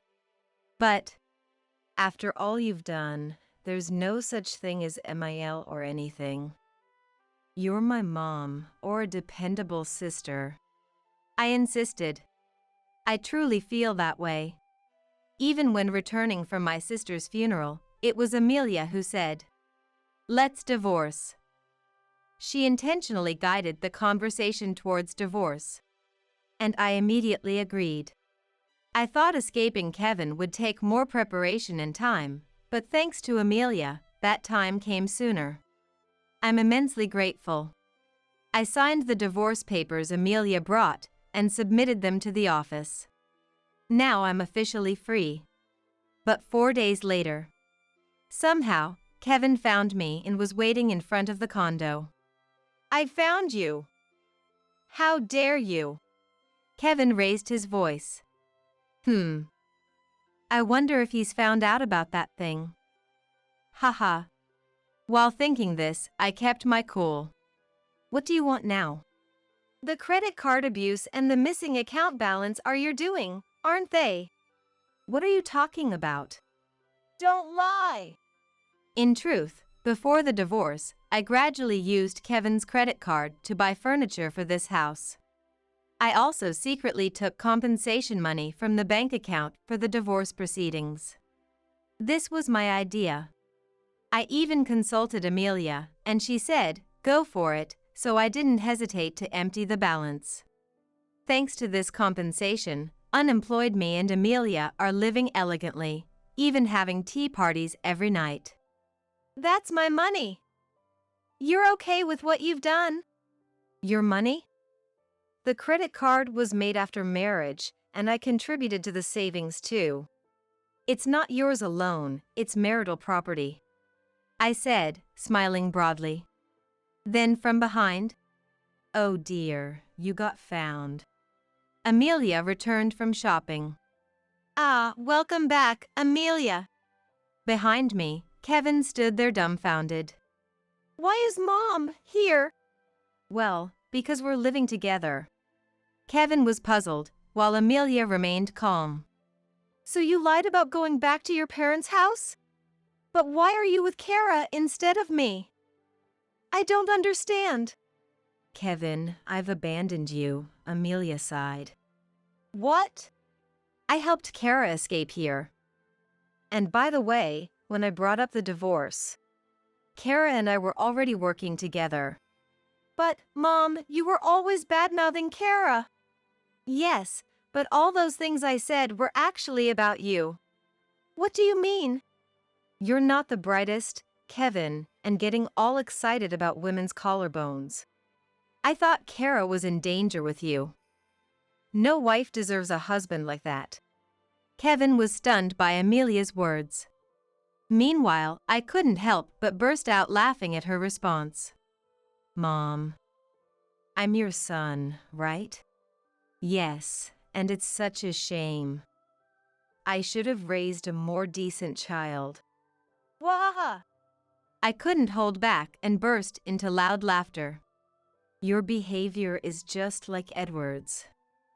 Watching you, I felt so sorry for Kara, as if she was me. But if Kara wasn't around, you might revert to your old self or even start relying on me. Who knows what you might do? So, I decided to live together with Kara to protect her from you. Kevin's eyes welled up with tears as he listened to Amelia recount the whole story. And when he finally exclaimed, Is it my fault? Why? Aren't you my parent? That's child neglect. Even Amelia couldn't help but laugh. Do I still need to parent a man almost in his 30s, she said. Our commotion attracted the neighbors. A shameful person. Kevin was scoffed. Embarrassed to be seen, Kevin left without raising his hand to us. But after a night's sleep, or perhaps losing his mind, Kevin vented his frustrations to his colleagues who used to drink at our house. She's good on the surface, but neglects her husband. A mother who doesn't care for her child. 2 people who squandered money.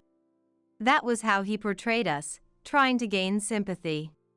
But such husbands are a social issue nowadays, a classic example of what women dislike.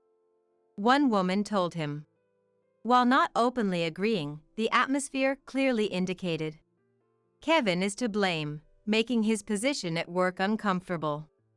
Pretending to be tough, but actually fragile as glass. Kevin couldn't withstand the stares and whispers of his colleagues and soon resigned. It's ironic how someone who hurled abuse at me couldn't take it when it was directed at him. Feeling lonely, Kevin sent me a bizarre letter trying to justify his actions and boast about his greatness as a man. A staggering 10 pages long. When I saw the thick envelope, I was terrified. I had blocked his messages, but if he could send handwritten letters this easily. I shuddered to think how many more there might be.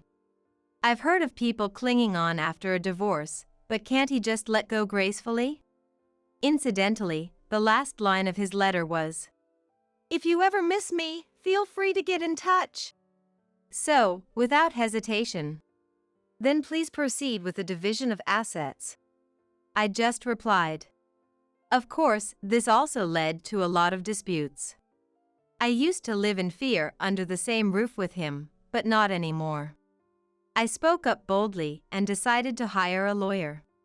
In fact, I had been recording Kevin's behavior at home, anticipating a divorce long before Amelia told me to escape. Enduring his harsh words and staying in that house for months was worth it. Thanks to that, I was able to secure a real compensation from the divorce proceedings. And I successfully concluded the division of assets. Afterward, as I started a new job, I moved out of the condo I shared with Amelia.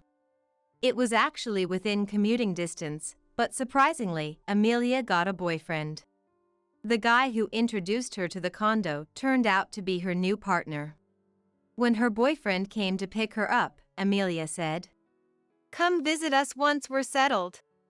They left hand in hand. I was quite taken aback by Amelia's move. Given how kind and capable she is, it's no surprise she's still popular at her age. As for me, I was so focused on my career that I missed the timing for remarriage. Or so I thought, but with the pandemic, we started having frequent online parties at work. This led to more casual exchanges of contacts with people I rarely talked to. And surprisingly, I received an approach from a manager of another department, whom I had never spoken to before. Initially, I kept my distance because we were from the same company. But as we talked about things we couldn't discuss at work online, we grew closer and started dating. The manager, who hadn't been in a relationship for years after his last girlfriend left him for being too career-focused, said, "I don't want to make the same mistake again." He treated me very kindly. And happily, we're set to marry next year. I was worried about how his in-laws would react to my divorce history. "Thank you for taking our son off our hands." They were surprisingly calm. When I told Amelia about my remarriage, she was delighted. As for Kevin, he found another job at a different bank and remarried. But with his character, he ended up divorcing again. Now at divorce number 3. Being a bank employee with initially polite manners, and blaming his past divorces on his wives. He still manages to trap women. Even when Amelia warns his fiancées about his true nature, Kevin skillfully deceives them. But reaching a third divorce probably means he'll start to be shunned by women, and I hope no more victims will emerge. Given the number of women he's wronged, I doubt he'll have a happy ending. Well, it's none of my business anymore. Ah. Look, it's the bitch. My 6-year-old daughter pointed at the woman who had come to our house. Today was the day my son brought his fiancée over. I quickly lowered my daughter's pointing hand and bowed repeatedly to the fiancé, embarrassed by the terrible thing my daughter had said to her. Upon hearing this, my daughter looked up at me with pure curiosity and said, "But, sis was happy being called a bitch." My name is Trinity. At 31, I'm living my life juggling work and parenting. You could say I'm a working mom. My husband, Michael, is also 31. A kind and justice-driven man, Michael is a well-respected salesman within his company. He's supportive in both childcare and household chores, always taking the initiative without me having to ask. It's truly a blessing, especially when I come home tired from work. Marrying Michael was the best decision of my life. Every day, I'm grateful for my husband, Michael. Our daughter, Yasmin, is 6 years old. Full of growth and energy, Yasmin's curiosity knows no bounds. Every day she discovers something new and excitedly shouts, "Mom, look!" enjoying her own little world. It's a relief when she can play by herself, especially when I'm tied up with household chores. Reaching my 30s, I've noticed a waning interest in the wider world, making Yasmin's daily joy frankly enviable. With my husband often away on business trips, he's mostly home only on weekends and holidays. Since I often work weekends too, the days when the whole family is together are rare. However, we're a close-knit family, making the most of our time together, whether we're going on trips or playing locally. Our family relationship is very healthy. Occasionally, my mom, who lives nearby, comes over to visit. Yasmin adores my mom, always exclaiming, "Grandma! Grandma!" in excitement. It's heartwarming to see my mom happily respond with a "Yes." to Yasmin's calls. For me, busy with work, my mom's presence is invaluable. Compared to mom, I've always had a strained relationship with my dad. There's no clear reason, but our personalities just don't mesh. We have different perspectives, and it seems we disagree on everything. You encounter such people at work too, but the best strategy is usually to keep your distance. It seems Dad feels the same way, hardly ever showing up at my house. Even when I introduced Michael, Dad opposed our marriage. His reason being, "Something about him just doesn't sit right. Something about him just doesn't sit right." Such a selfish reason. To oppose the person your daughter has seriously chosen to be with, just because you don't like something about them, is just too selfish. My already poor relationship with Dad only worsened after he opposed our marriage. But I went ahead and married Michael, ignoring my dad's opposition, because it's my life. Maybe out of a sense of guilt, I found myself avoiding Dad after the wedding. I get along well with Michael's parents, my in-laws, who live far away. When we can take long vacations in summer and winter, I take Michael and Yasmin to visit them. Yasmin has been familiar with them since she was little, so she's not shy at all and is very dear to them. I've always been close to my brother Trevor, who is 5 years older. Our attachment to each other might seem a bit unusual to some. We even exchange emails daily. I share updates about Yasmin's growth and family events, while Trevor vents about work. Whenever something about Yasmin troubles me, talking to Trevor usually helps me forget by the next day. That's how important Trevor is to me. Currently, Trevor, who works for a major corporation, is not only kind and stylish but also handsome. It's a wonder why he doesn't have a girlfriend. Though he's popular, he seems uninterested in romance. His lack of interest in love is, ironically, what draws women to him, something Trevor hasn't realized. Despite everything, we've been living a happy life, supported by a loving family. Then one day, I got a phone call. "Hello? Trinity? It's me."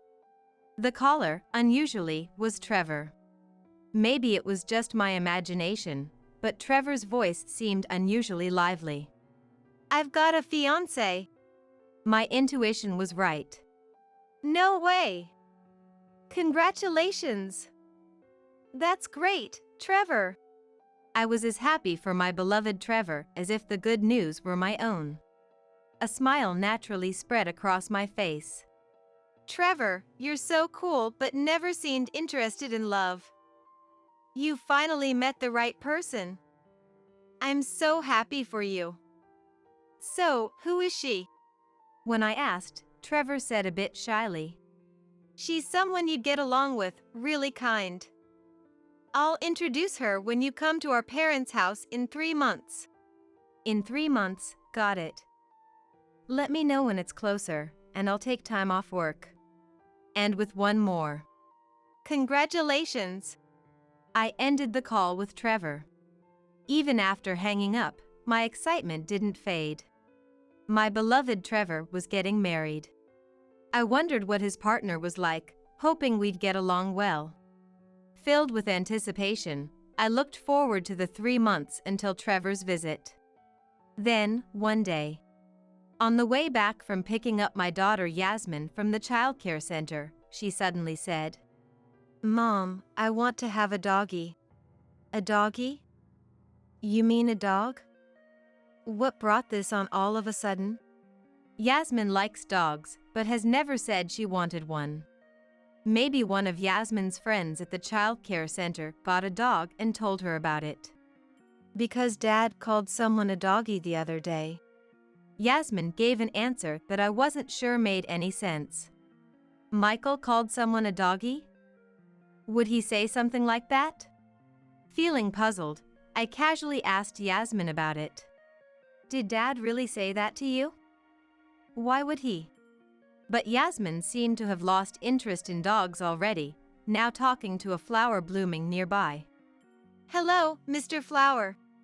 Hello, Mr. Flower. Maybe it's not something to worry about too much. That's what I thought, but even after we got home, took a shower with Yasmin, and ate dinner, the doggy Michael mentioned wouldn't leave my mind. After Michael got home and Yasmin was put to bed, I decided to ask him directly. Hey, this might sound like a weird question, but what's this doggy thing about? Michael seemed momentarily flustered by my question, then said with a bit of panic. Oh. I went to a pet shop for work recently and saw some puppies. It made me think how nice it would be to have a dog. You know, they say kids grow up kinder with pets around. So, the doggy Michael mentioned was about a puppy he saw at the pet shop. He must have talked to Yasmin about the puppies. Oh, so that's what it was. I was curious because it's not like you to talk about wanting a dog. Hearing the answer directly from Michael, I felt relieved. It's nothing to worry about, you're overthinking it.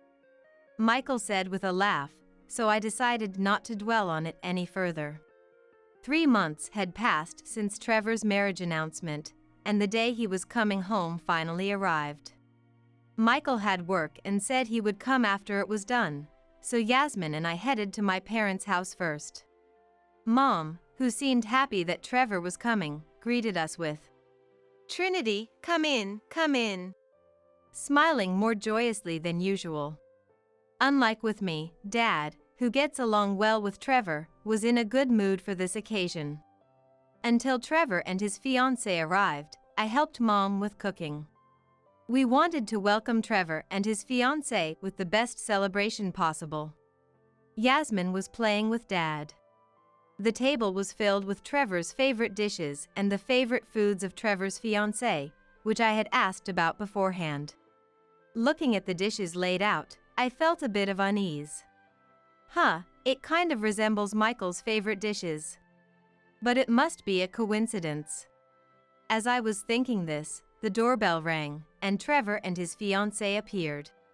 Michael hadn't finished work yet and wasn't there, but we started the meet and greet with just the family. Trevor's fiancée is apparently named Riley. I could hear Mom from the entrance. Welcome, Riley. Mom greeted them, and the two stepped into the living room where Dad, Yasmin, and I were. At that moment, a voice came from beside me. Not a blessing, but an unexpected remark. Ah. Look, it's the bitch. Pointing at Riley, the voice was Yasmin's, who continued pointing while laughing. Riley, with her beautiful face, looked puzzled at Yasmin. Yasmin. That's rude to our guest. I scolded her, and Yasmin made a sullen face and said, "Because Dad called her that. And Big Sis looked so happy about it.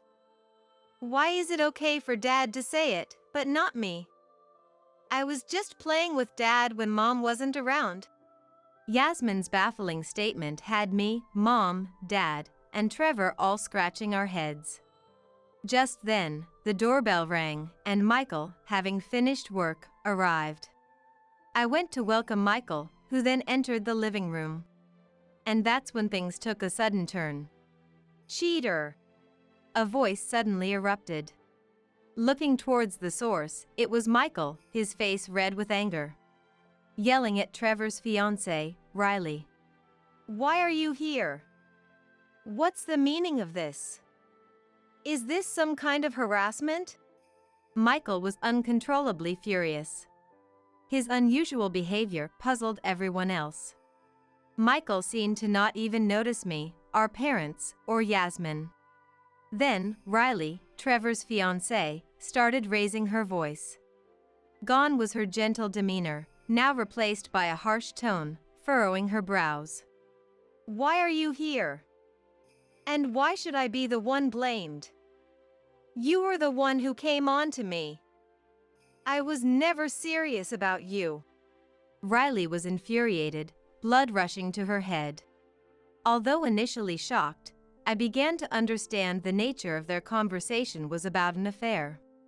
"You're the one who said you wanted me to come over on holidays. I went out of my way for you, and this is how it ends. Give me back my weekends." Michael and Riley had been having an affair. And it seems they were using the weekends when I wasn't around for their escapades. They apparently enjoyed treating each other like pets frequently. Yasmin must have seen this. That's why she started talking about Doggy in such a strange way. The reason the prepared food resembled Michael's favorites makes sense now. They must have been dining out together often. All the pieces of unease clicked together in my mind. Realizing the truth, I immediately took Yasmin's hand and left the living room. I couldn't let Yasmin hear any of this. Whatever happens with Michael can be dealt with later, but Yasmin must be protected at all costs. Then Mom appeared and gently placed her hand on me. "I'll stay with Yasmin." It was her way of telling me to go back. I nodded and headed back to the living room. Inside, the heated argument between Michael and Riley continued. The conversation revolved mainly around their affair. It was too much for me to bear, feeling dizzy just listening to them. "Wait, just a minute." Finding a moment to interrupt their exchange was impossible. Their back and forth was intense and unrelenting. After several minutes, their argument finally began to subside. As they became aware of us around them, both crumbled to their knees, faces turning pale. "Michael, what is this? Explain yourself." The moment I began to confront Michael, he collapsed backward with a groan. "Enough. You are no longer family or anything to me. Get out now. Don't you dare touch my daughter." It was Dad who struck Michael. "You two, don't ever come back." Dad said this to Riley, then, with Riley and Michael unable to move, he pulled them by the arms and threw them out of the front door. And with one last remark, he spat out, "You two deserve the worst." In a setting meant for marriage introductions, Michael and Riley were thrown out for their affair being exposed. Afterward, I demanded a divorce and compensation from Michael in court. Ignoring Michael's futile pleas of, "Let's talk it over," I proceeded with the divorce. It's too late to talk things over now. If you hadn't done anything in the first place, we wouldn't be in this situation. That was the last thing I said to Michael. Trevor, of course, called off his engagement with Riley. "We're never going to see each other again. Don't contact me." Riley, in tears, pleaded with Trevor to reconsider the broken engagement.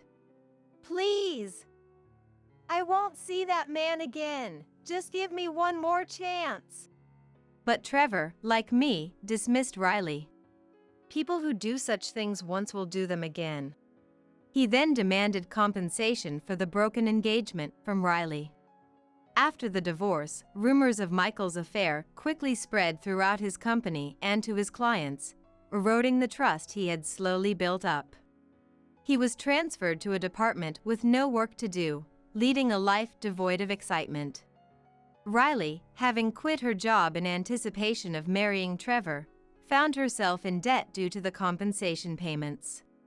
She ended up juggling multiple part-time jobs, working tirelessly every day without a break. Riley's dream of an easy life through marriage to Trevor turned into a nightmare of the exact opposite. Her ideal wedding plans were shattered overnight. It's true what they say, wrongdoing doesn't pay. Having closed the chapter on Michael, I returned home with Yasmin. Mom looked at me, slightly worn out, and asked with concern, "Trinity, are you okay?" Mom, I'm fine. It's good that Yasmin found out before she got any older. Some of it might stick in her memory, though. Then, to Dad, who was reading the newspaper in the living room. Dad, who had struck Michael at that moment. I could never have been as decisive. Dad, thank you for what you did with Michael. You were right. I was swept up in the moment thinking he was the one, but I should have been more discerning in judging people. When I apologized to Dad, he looked up from his newspaper and said to me, "Trinity, I'm sorry. I should have been more assertive in stopping you. I thought it would make you unhappy, but I didn't have a clear reason. Just not liking someone isn't enough for you to be convinced, right?" Maybe I was just convinced that Dad and I didn't get along, that we weren't close. It's not your fault, Dad. I've learned a lot from this experience. Laughing together, Dad and I looked at each other as if to say, what was all that past conflict about? That's just how family relationships are, it seems. Misunderstanding each other for no reason, and before you know it, making up. I hope Yasmin and I can build that kind of relationship from now on. As for Trevor, he was shocked by Riley's affair and insisted he didn't want a girlfriend for a while. I'm done with that kind of pain. To think that the person I was about to marry was having an affair with my sister's husband. After living as a bachelor for some time, nursing his wounds, Trevor finally began to move on from Riley. He eventually married someone from a company he was dealing with. Trevor's new wife, a beautiful and wonderful woman, was truly deserving to walk by his side. Can I tell Uncle? Really? My 7-year-old niece said this as she alternated her gaze between my son and my husband. My son is about to turn 3, but he still can't speak. My niece, talking as if she's having a conversation with my son, looked up at my husband with a worried expression. Uncle, you see. My name is Melanie. I work at a staffing agency, and my husband, Timothy, works at the same company. Timothy and I met as colleagues at the company, and since we were close in age, we started dating through work consultations and eventually got married. Then, I became pregnant with our son, Hunter, and took maternity leave and parental leave. When Hunter turned 1, we looked for a childcare center to enroll him in, and I went back to work as planned, originally intending to return immediately. While sending our child to the childcare center, I worked to get back into the pace of work, and with Timothy's help, we managed to get through the busy days of work and childcare without any spare time. When we absolutely couldn't manage, or when Hunter got sick and had to leave the childcare center early, Madison, my mother-in-law who lives nearby, would often pick him up from the childcare center or watch over Hunter while I did household chores. We were very grateful, but Madison gradually started suggesting that we should quit the childcare center. In fact, Hunter was relatively advanced compared to children his age. He began walking just after turning 1, and though not yet conversational, he understood our words and could communicate simply. Madison started treating Hunter like a prodigy, insisting he shouldn't be in a public childcare center but rather receive gifted education under her constant care. This suggestion had us worried. While we were indebted to her, we tried to refuse politely by saying Hunter enjoyed the childcare center, which only made Madison furious. She didn't like that I had returned to work while Hunter was still so young and berated us, saying, "You don't love Hunter. Leaving him in childcare all day is negligent. Unlike you, I would be willing to stay with him all the time and take care of everything. Just hand Hunter over to me." I was shocked by Madison's accusation of being a bad mother, but I was even more frightened by her treating Hunter as an object to be handed over. After that, we tried not to rely on Madison, and if Timothy wasn't home when she came over, I pretended to be out. However, Madison started taking actions that couldn't be ignored, like picking up Hunter from childcare without our consent or trying to steal our house keys after bringing over sweets and insisting on coming in. Timothy, too, gave up on reasoning with her after seeing her unreasonableness. We decided to move without telling Madison and began looking for a new place in secret. However, finding a new home proved difficult. We thought it would be easy to find a house in a growing city, but with many people moving in, convenient properties sold quickly. While searching for a house behind Madison's back proved difficult, half a year flew by in no time. By then, Madison's interest in Hunter had waned significantly. Actually, even at a year and a half, Hunter still wasn't speaking at all. He used to babble a lot when he was younger, but lately, he's been completely silent except when crying. Taking him to the hospital worriedly, we found nothing abnormal. We were told that language development varies greatly among children and to keep a careful watch, so we went home carrying our worries. Seeing Hunter like this, Madison did a complete turnaround from treating him as a prodigy, declaring, "Not speaking much just means he's a disabled child. There must be something wrong with Melanie's body, and that's why she gave birth to a strange child. I don't know why Timothy ever married someone like her." And she labeled it as a disease. Despite the doctor's diagnosis, being told Hunter was sick and that I was abnormal brought me to tears. Madison hadn't been coming to our house recently, but when she did, it was unbearable how she could say such awful things, leaving me completely distraught.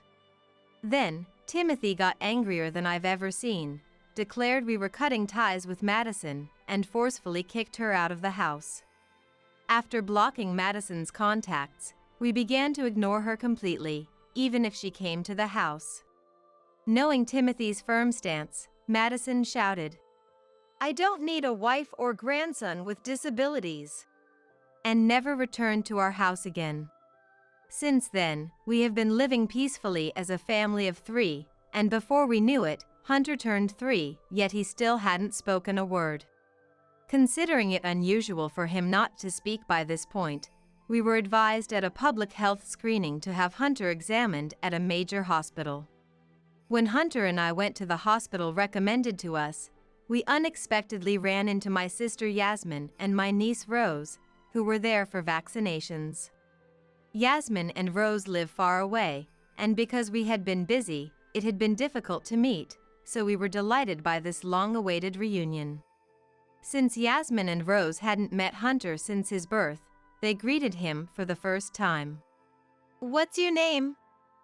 "Hunter? That's cool." Yes, you're in the rabbit class, aren't you?" "Rose loves rabbits too." Despite not having mentioned Hunter's childcare class to Rose, she naturally continued the conversation as if it was obvious. Surprised, I asked Yasmin, and she said that Rose can understand the language of animals and babies, who can't speak. Half in doubt, yet having witnessed it firsthand, I had no choice but to believe. When the 4 of us went to the hospital cafeteria for lunch, Rose said, "Does Hunter like hamburgers?" Yes. And he dislikes carrots? But they taste good together with hamburgers. Does Hunter like hamburgers? Yes. And he dislikes carrots? But they taste good together with hamburgers. Accurately guessing Hunter's likes and dislikes without being told, which left me speechless. Even after seeing the doctor, the reason why Hunter wouldn't speak remained a mystery. There were no issues with his throat or vocal cords. He could cry and laugh, but he wouldn't utter meaningful words like mom or dad.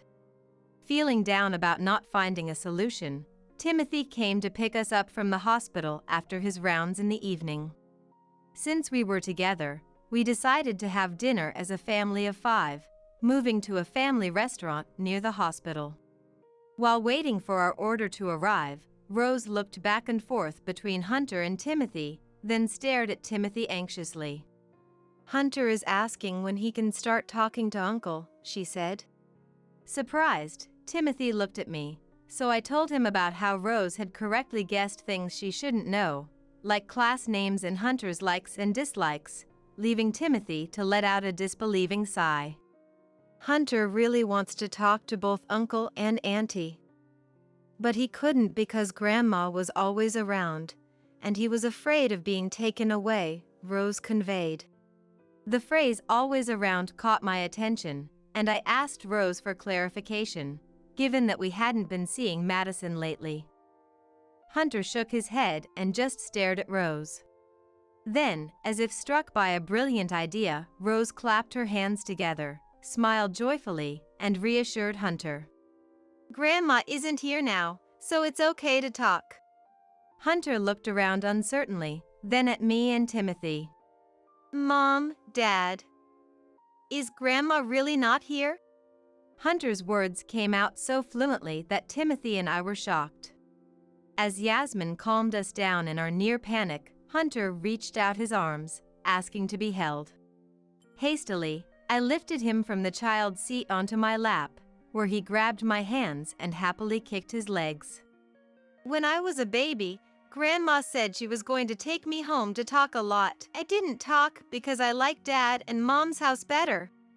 Hunter had simply chosen not to speak. This must have been around when he was about a year old. Recalling Madison's insistence on gifted education and her wanting to take him home. Furthermore, Hunter expressed his desire to talk to Timothy and me but felt he couldn't. Because Grandma is always there. Inside Hunter's home, in the car, even at the rabbit class, he said. I was baffled by how Madison, who didn't live with us, could always be there, even in the car or at the childcare center. Then, remembering the timing of Madison's visits. On days we hadn't told her about hospital visits or when we received notifications about language training, Madison invariably showed up. Whispering my dreadful suspicion to Timothy, he looked at Hunter in dismay. Can you tell where Grandma is in the house? Timothy's soft question led Hunter to list several locations. Hearing his responses, Timothy's face turned red, and he trembled with emotion. Apologizing to Hunter for not noticing, we thanked Yasmin and Rose for their help before rushing home to confirm our bad hunch and take necessary actions. Once home, we asked Hunter again where Madison could be. Pointing with his little hands, Hunter showed us various places. Under the entrance shoe cabinet, behind the living room sofa, on the top shelf of the kitchen cabinet, and when a device was found under the bedroom bed, I felt dizzy. When Grandma came to pick me up, she left it behind. Grandma has always been in the house. Hunter explained, indicating that what seemed to be bugging devices had been left throughout our home, making it feel as though Madison was perpetually present. Discovering such devices within our home, similar to those seen on TV, and confirming their nature as surveillance devices available in abundance online was unsettling. Before the police arrived, Madison showed up at our house, having apparently been listening in on us as we searched for the bugs. Timothy couldn't hold back his fury, confronting Madison.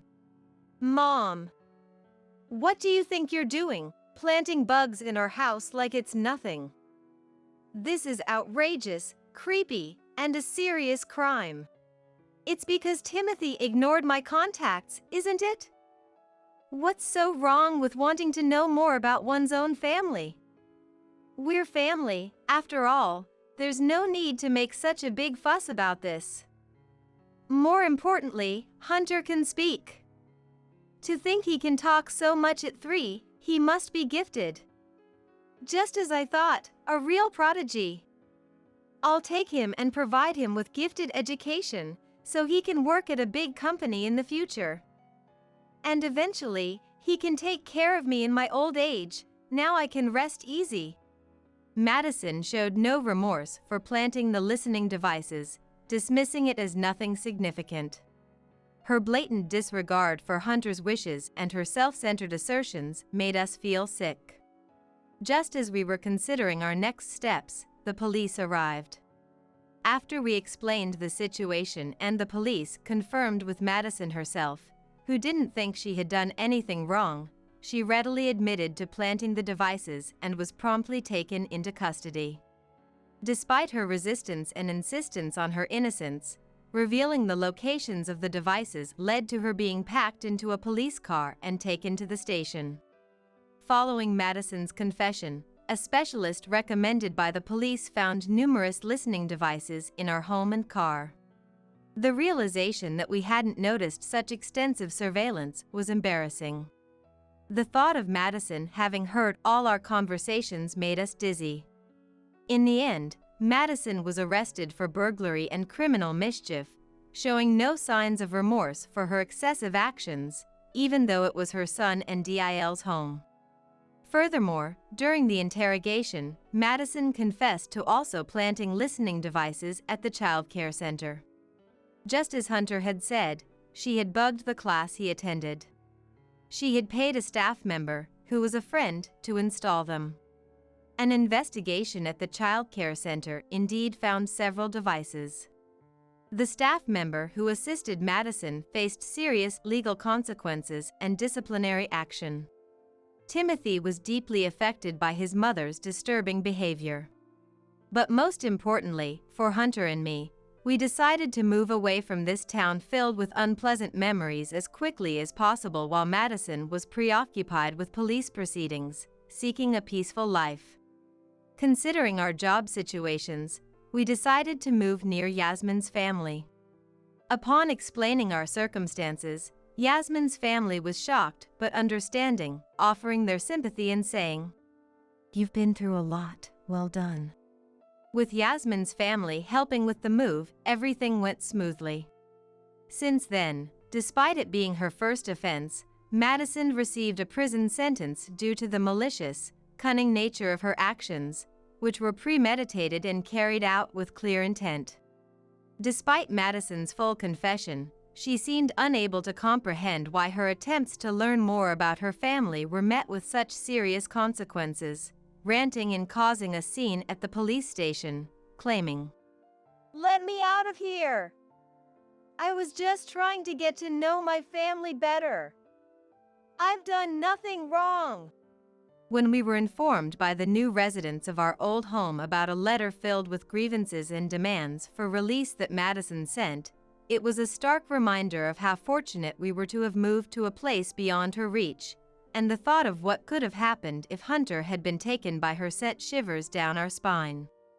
Now, free from Madison's watchful eyes and with Hunter able to speak without any reservations, our family enjoys brighter and more communicative days together. Hunter's verbal skills are impressively advanced for a 3-year-old, leading us to wonder if he might indeed be what Madison claimed, a gifted child. However, this does not justify Madison's actions, nor does it mean we are willing to forgive her. Living closer to Yasmin's family has enriched our lives with increased interactions, and Yasmin has been a great help with tasks like picking Hunter up from childcare, which Madison used to handle. Our weekends are now filled with joyous outings to amusement parks, zoos, and trips planned together, fostering a close and supportive relationship. Reflecting on the hardships Hunter endured, We are determined to compensate for the past by ensuring he grows up in an environment where he can freely express himself without restraint, committed to never letting him feel suppressed again. The idea of caring for an old woman or dealing with high school kids, what a nuisance. There's no room for a baby here, right? You should leave. I was a teenager, jerked around by my selfish brother and his wife. But, in an unexpected turn, my life changed for the better. My name is Riley. Lately, at 40, it seems like gravity's winning the battle, my cheeks sagging into a slight bulldog look. Oh dear. Is it hard to be against aging? However, reminds me, my mother never really had sagging skin or wrinkles. Wish I had inherited that. I think she was quite beautiful. After divorcing my father over his affair when I was young, she raised my older brother Alexander and me on her own, until one day. Suddenly, she collapsed with a brain disease.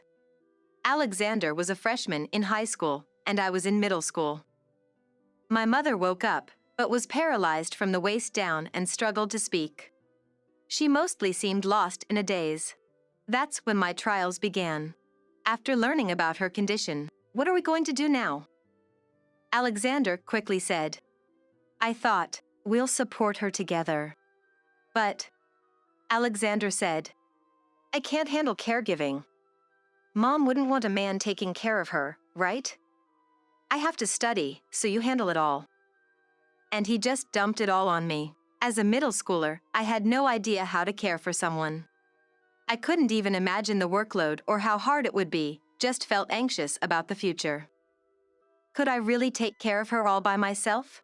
Not long ago, I was just a kid, spoiled by her. The only adult I could turn to was my father, who had abandoned us, and I didn't even know how to reach him.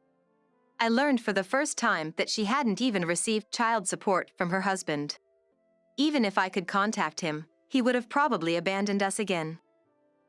Knowing the hardships she faced working day and night pained me. Moreover, she was young and ineligible for care insurance, so we couldn't get proper care services. Though we managed living expenses with welfare, there was hardly any external support. There might have been better systems in place, but as a middle schooler, I couldn't understand the bureaucratic paperwork.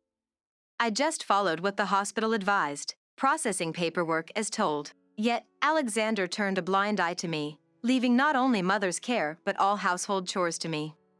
Living in the same house, he enjoyed leisure, sleeping whenever he wanted, while I gave up studying hard and friendships, often sleepless due to caring for my mother. Thus, my teenage years dedicated to household chores and caring for her, I was thrust upon me by Alexander. It happened the year after my mother fell ill. Suddenly, I'm dropping out of high school. Alexander announced. I couldn't help but hope he might assist with the mother's care. I was in my second year of middle school, needed study harder. I needed help, but what he said next was unbelievable. Got a girl pregnant. I'm marrying her and we'll live here. What? Turns out, he had impregnated a classmate. Dropping out to raise the child in our home. A person who wouldn't even care for his own mother, how could he care for a baby? A child making a child, that's what it seemed like. I protested loudly. I don't want to live with you. But, don't worry, I won't bother you. He just laughed it off with a nonchalant attitude. Of course, I couldn't believe those words. For the first time, I wanted to escape. But back then, I was powerless. A month later, Alexander's girlfriend, Stella, moved in. At first, I know it's tough at home. I'll help.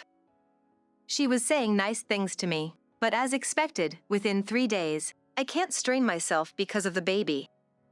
She had me fetching even a cup of coffee. It's no surprise, considering she chose to be Alexander's wife. The high school dropouts stayed home mostly, doing nothing for my mother. When I rushed home to care for her, what's for dinner?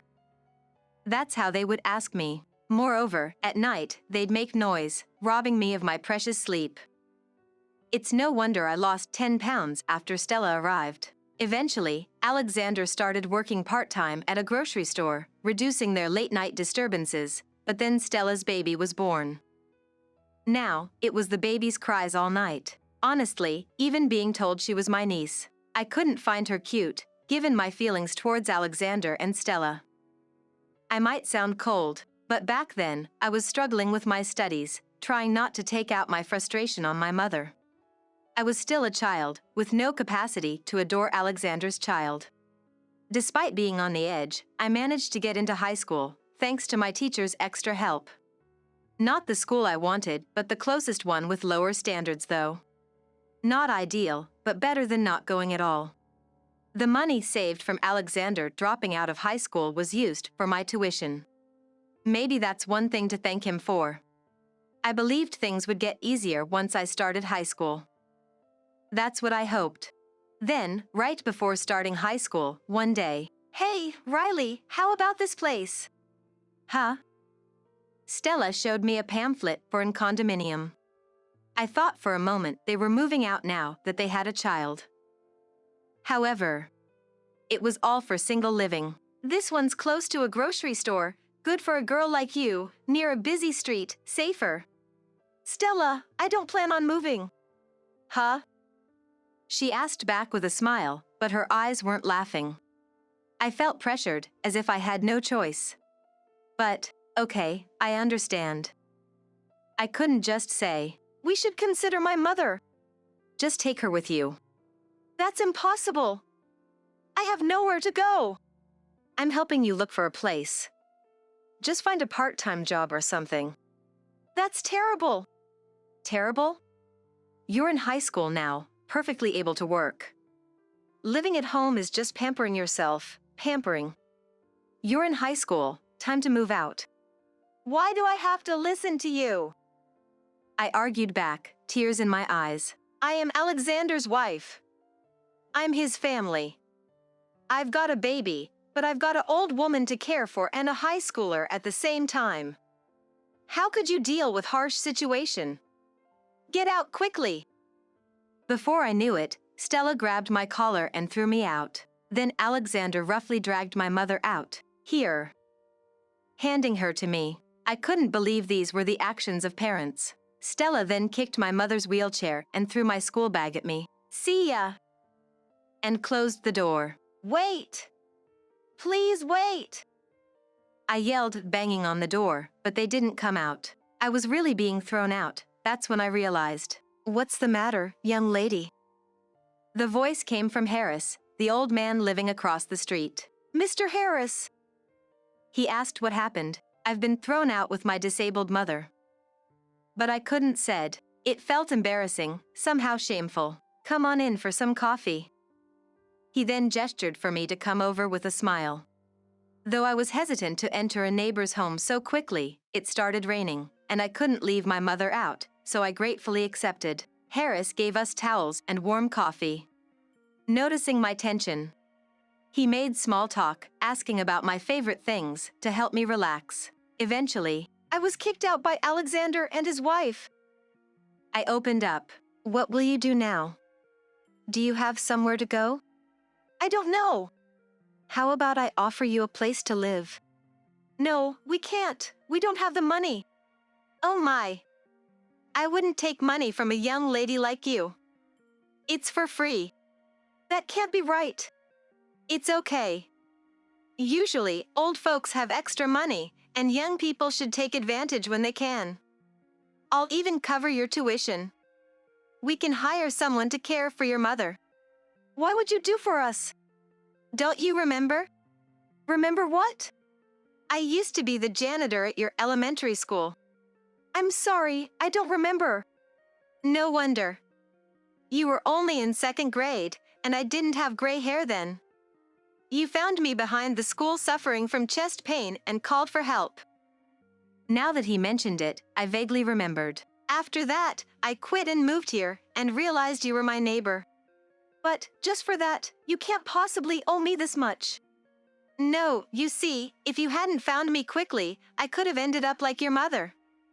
I'm really grateful." I couldn't believe it, but Mr. Harris's eyes weren't deceitful like Alexander's. He genuinely seemed to care about us. "You might be wary of a stranger offering you a home. So how about living with my granddaughter? She's in college and studying to be a caregiver. She could help. That sounded reassuring. I didn't want to live with anyone like Alexander again. It was a tough decision, but honestly, I had no other choice. I decided to trust Harris and accept his offer. The house he provided was a mansion, the likes of which I'd never seen, and it was wheelchair accessible. His granddaughter, Scarlett, said, "I was planning to live alone for college but thought it might be lonely." She happily agreed to live with us and even shared the caregiving and household chores. I couldn't help but think, have I come to heaven? It was such a blissful life. Not only did Harris make it possible for me to attend high school, but he also offered to pay for my college, allowing me to pursue an education I thought was impossible. Scarlett was truly like a sister to me, supporting me through my studies. She helped me study for college because I hardly could have attended the high school class. Thanks to her, I was accepted into a university with much higher standards. Later, I learned Harris was from a family that owned a large corporation, involved in everything from food to caregiving services. He had been a janitor as a post-retirement hobby. One day, "How can I repay you?" I asked him. Then, "Why don't you work at one of our caregiving companies?" he suggested. It didn't feel like repaying him, but he said, "Seeing you work hard would be the best repayment for me." So, I accepted the job at his company. Thanks to my job, I was able to earn enough to afford outside care for my mother and live in a wheelchair-friendly house. Furthermore, Harris said, "I want you to meet my grandson, Lucas."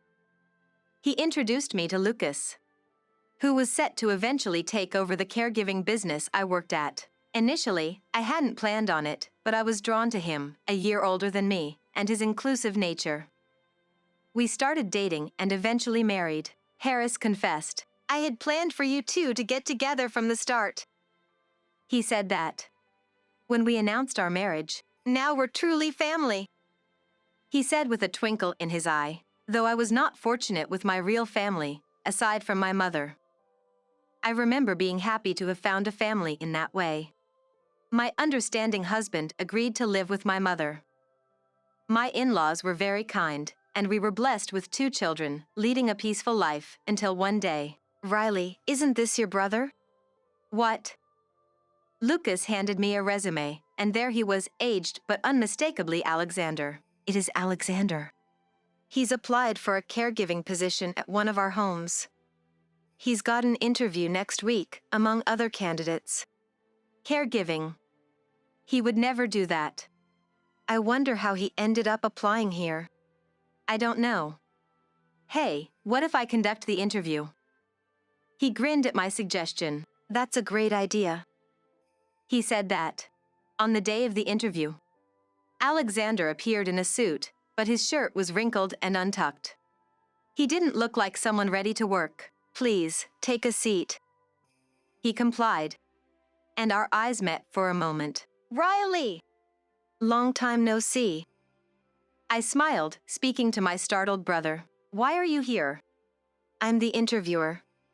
"Why are you here?" "I thought you despised caregiving." "I love caring for the elderly, you know." "Lies. After what you did to my mother and me." "I was young." "Please, Riley!" He whispered, but then suddenly shouted to beg. "What's all about?" "I've got no other choice. Please hire me." "What do you mean?" He exploded with emotion. "I've been unemployed since my part-time factory job in my 30s. Stella says she can't support someone who only eats and does nothing. She started despising me when our child began daycare. I think she's seeing someone else. But she's all I have. If I don't get a job, she'll leave me for good." Alexander, a grown man, broke down and cried right there, seemingly seeking pity. I won't let him forget what he did to us. "That's all?" Surprised by my response, he said, "How can you be so cold after hearing my misfortune?" "I was just a student when you and your family threw me out. I managed with minimal welfare while taking care of you all." "That's different." "Maybe you were fired because you're the kind of person who easily abandons family." Perhaps you lacked something essential for the job. Silenced by my words, he just trembled. Did you ever help with the kids or housework? Or were you just lazing around? He seemed shocked, probably because I hit the nail on the head. No wonder you're not treated like a human. You're like a walrus, just eating and lying around. Walruses are cute, but a husband like that is just annoying. Stella probably didn't find another man, she just grew to dislike you. And I can see why from this conversation. He had nothing to say, just shaking. Sorry, but a company can't hire someone who'd kick out your own mother and sister. We're not that desperate. What? You're not getting it? You're not hired. No one with 15 job changes like yours could be natural. His resume showed short stints at each job. Likely due to being fired. He's always been self-centered, unfit for teamwork or considerate work. Indeed, even during this interview, his selfishness was evident. I mean, I only have caregiving jobs left. Thought so. Don't worry, I'll spread the word in our affiliates not to hire you. With a smile, I said, Please! Do not such a thing! And Alexander apologized again. That's non-negotiable, for the elderly's safety. And, actually, I'm not really an interviewer. The real interviews ended long ago, and we've already chosen someone. You were never going to be hired. I just gave you a fake schedule. So, no matter what, you won't be hired. Sorry about that. I grabbed his collar and threw him out like he once did to me. Goodbye. And with a smile, I waved goodbye. He tried to re-enter the room, but Luca's subordinate, who was standing by outside, threatened, If you make any more noise, I'll call the police. And they escorted him out of the building. That was the last battle with Alexander. Afterward, he sent a letter to my company. He couldn't find work and was divorced by Stella. The letter begged for help and a job. Typical of his self-centeredness. I ignored it. He doesn't deserve help after trampling on my mother and me. I hope he learns from being on the receiving end of hardship. Meanwhile, I continue to live a peaceful life. All thanks to Harris, who took in my mother and me. He is aging, his legs growing weaker, but I still visit him regularly. My middle school children also adore him, often visiting him on their own without my knowledge. This spring, we took my mother and Harris for a picnic at a nearby lake. We're planning a summer trip. Next year, and the year after, I want to create many more wonderful memories, making up for my difficult childhood. Despite those hardships, I'm glad to have been born. I'm grateful for meeting those people. I am happy now.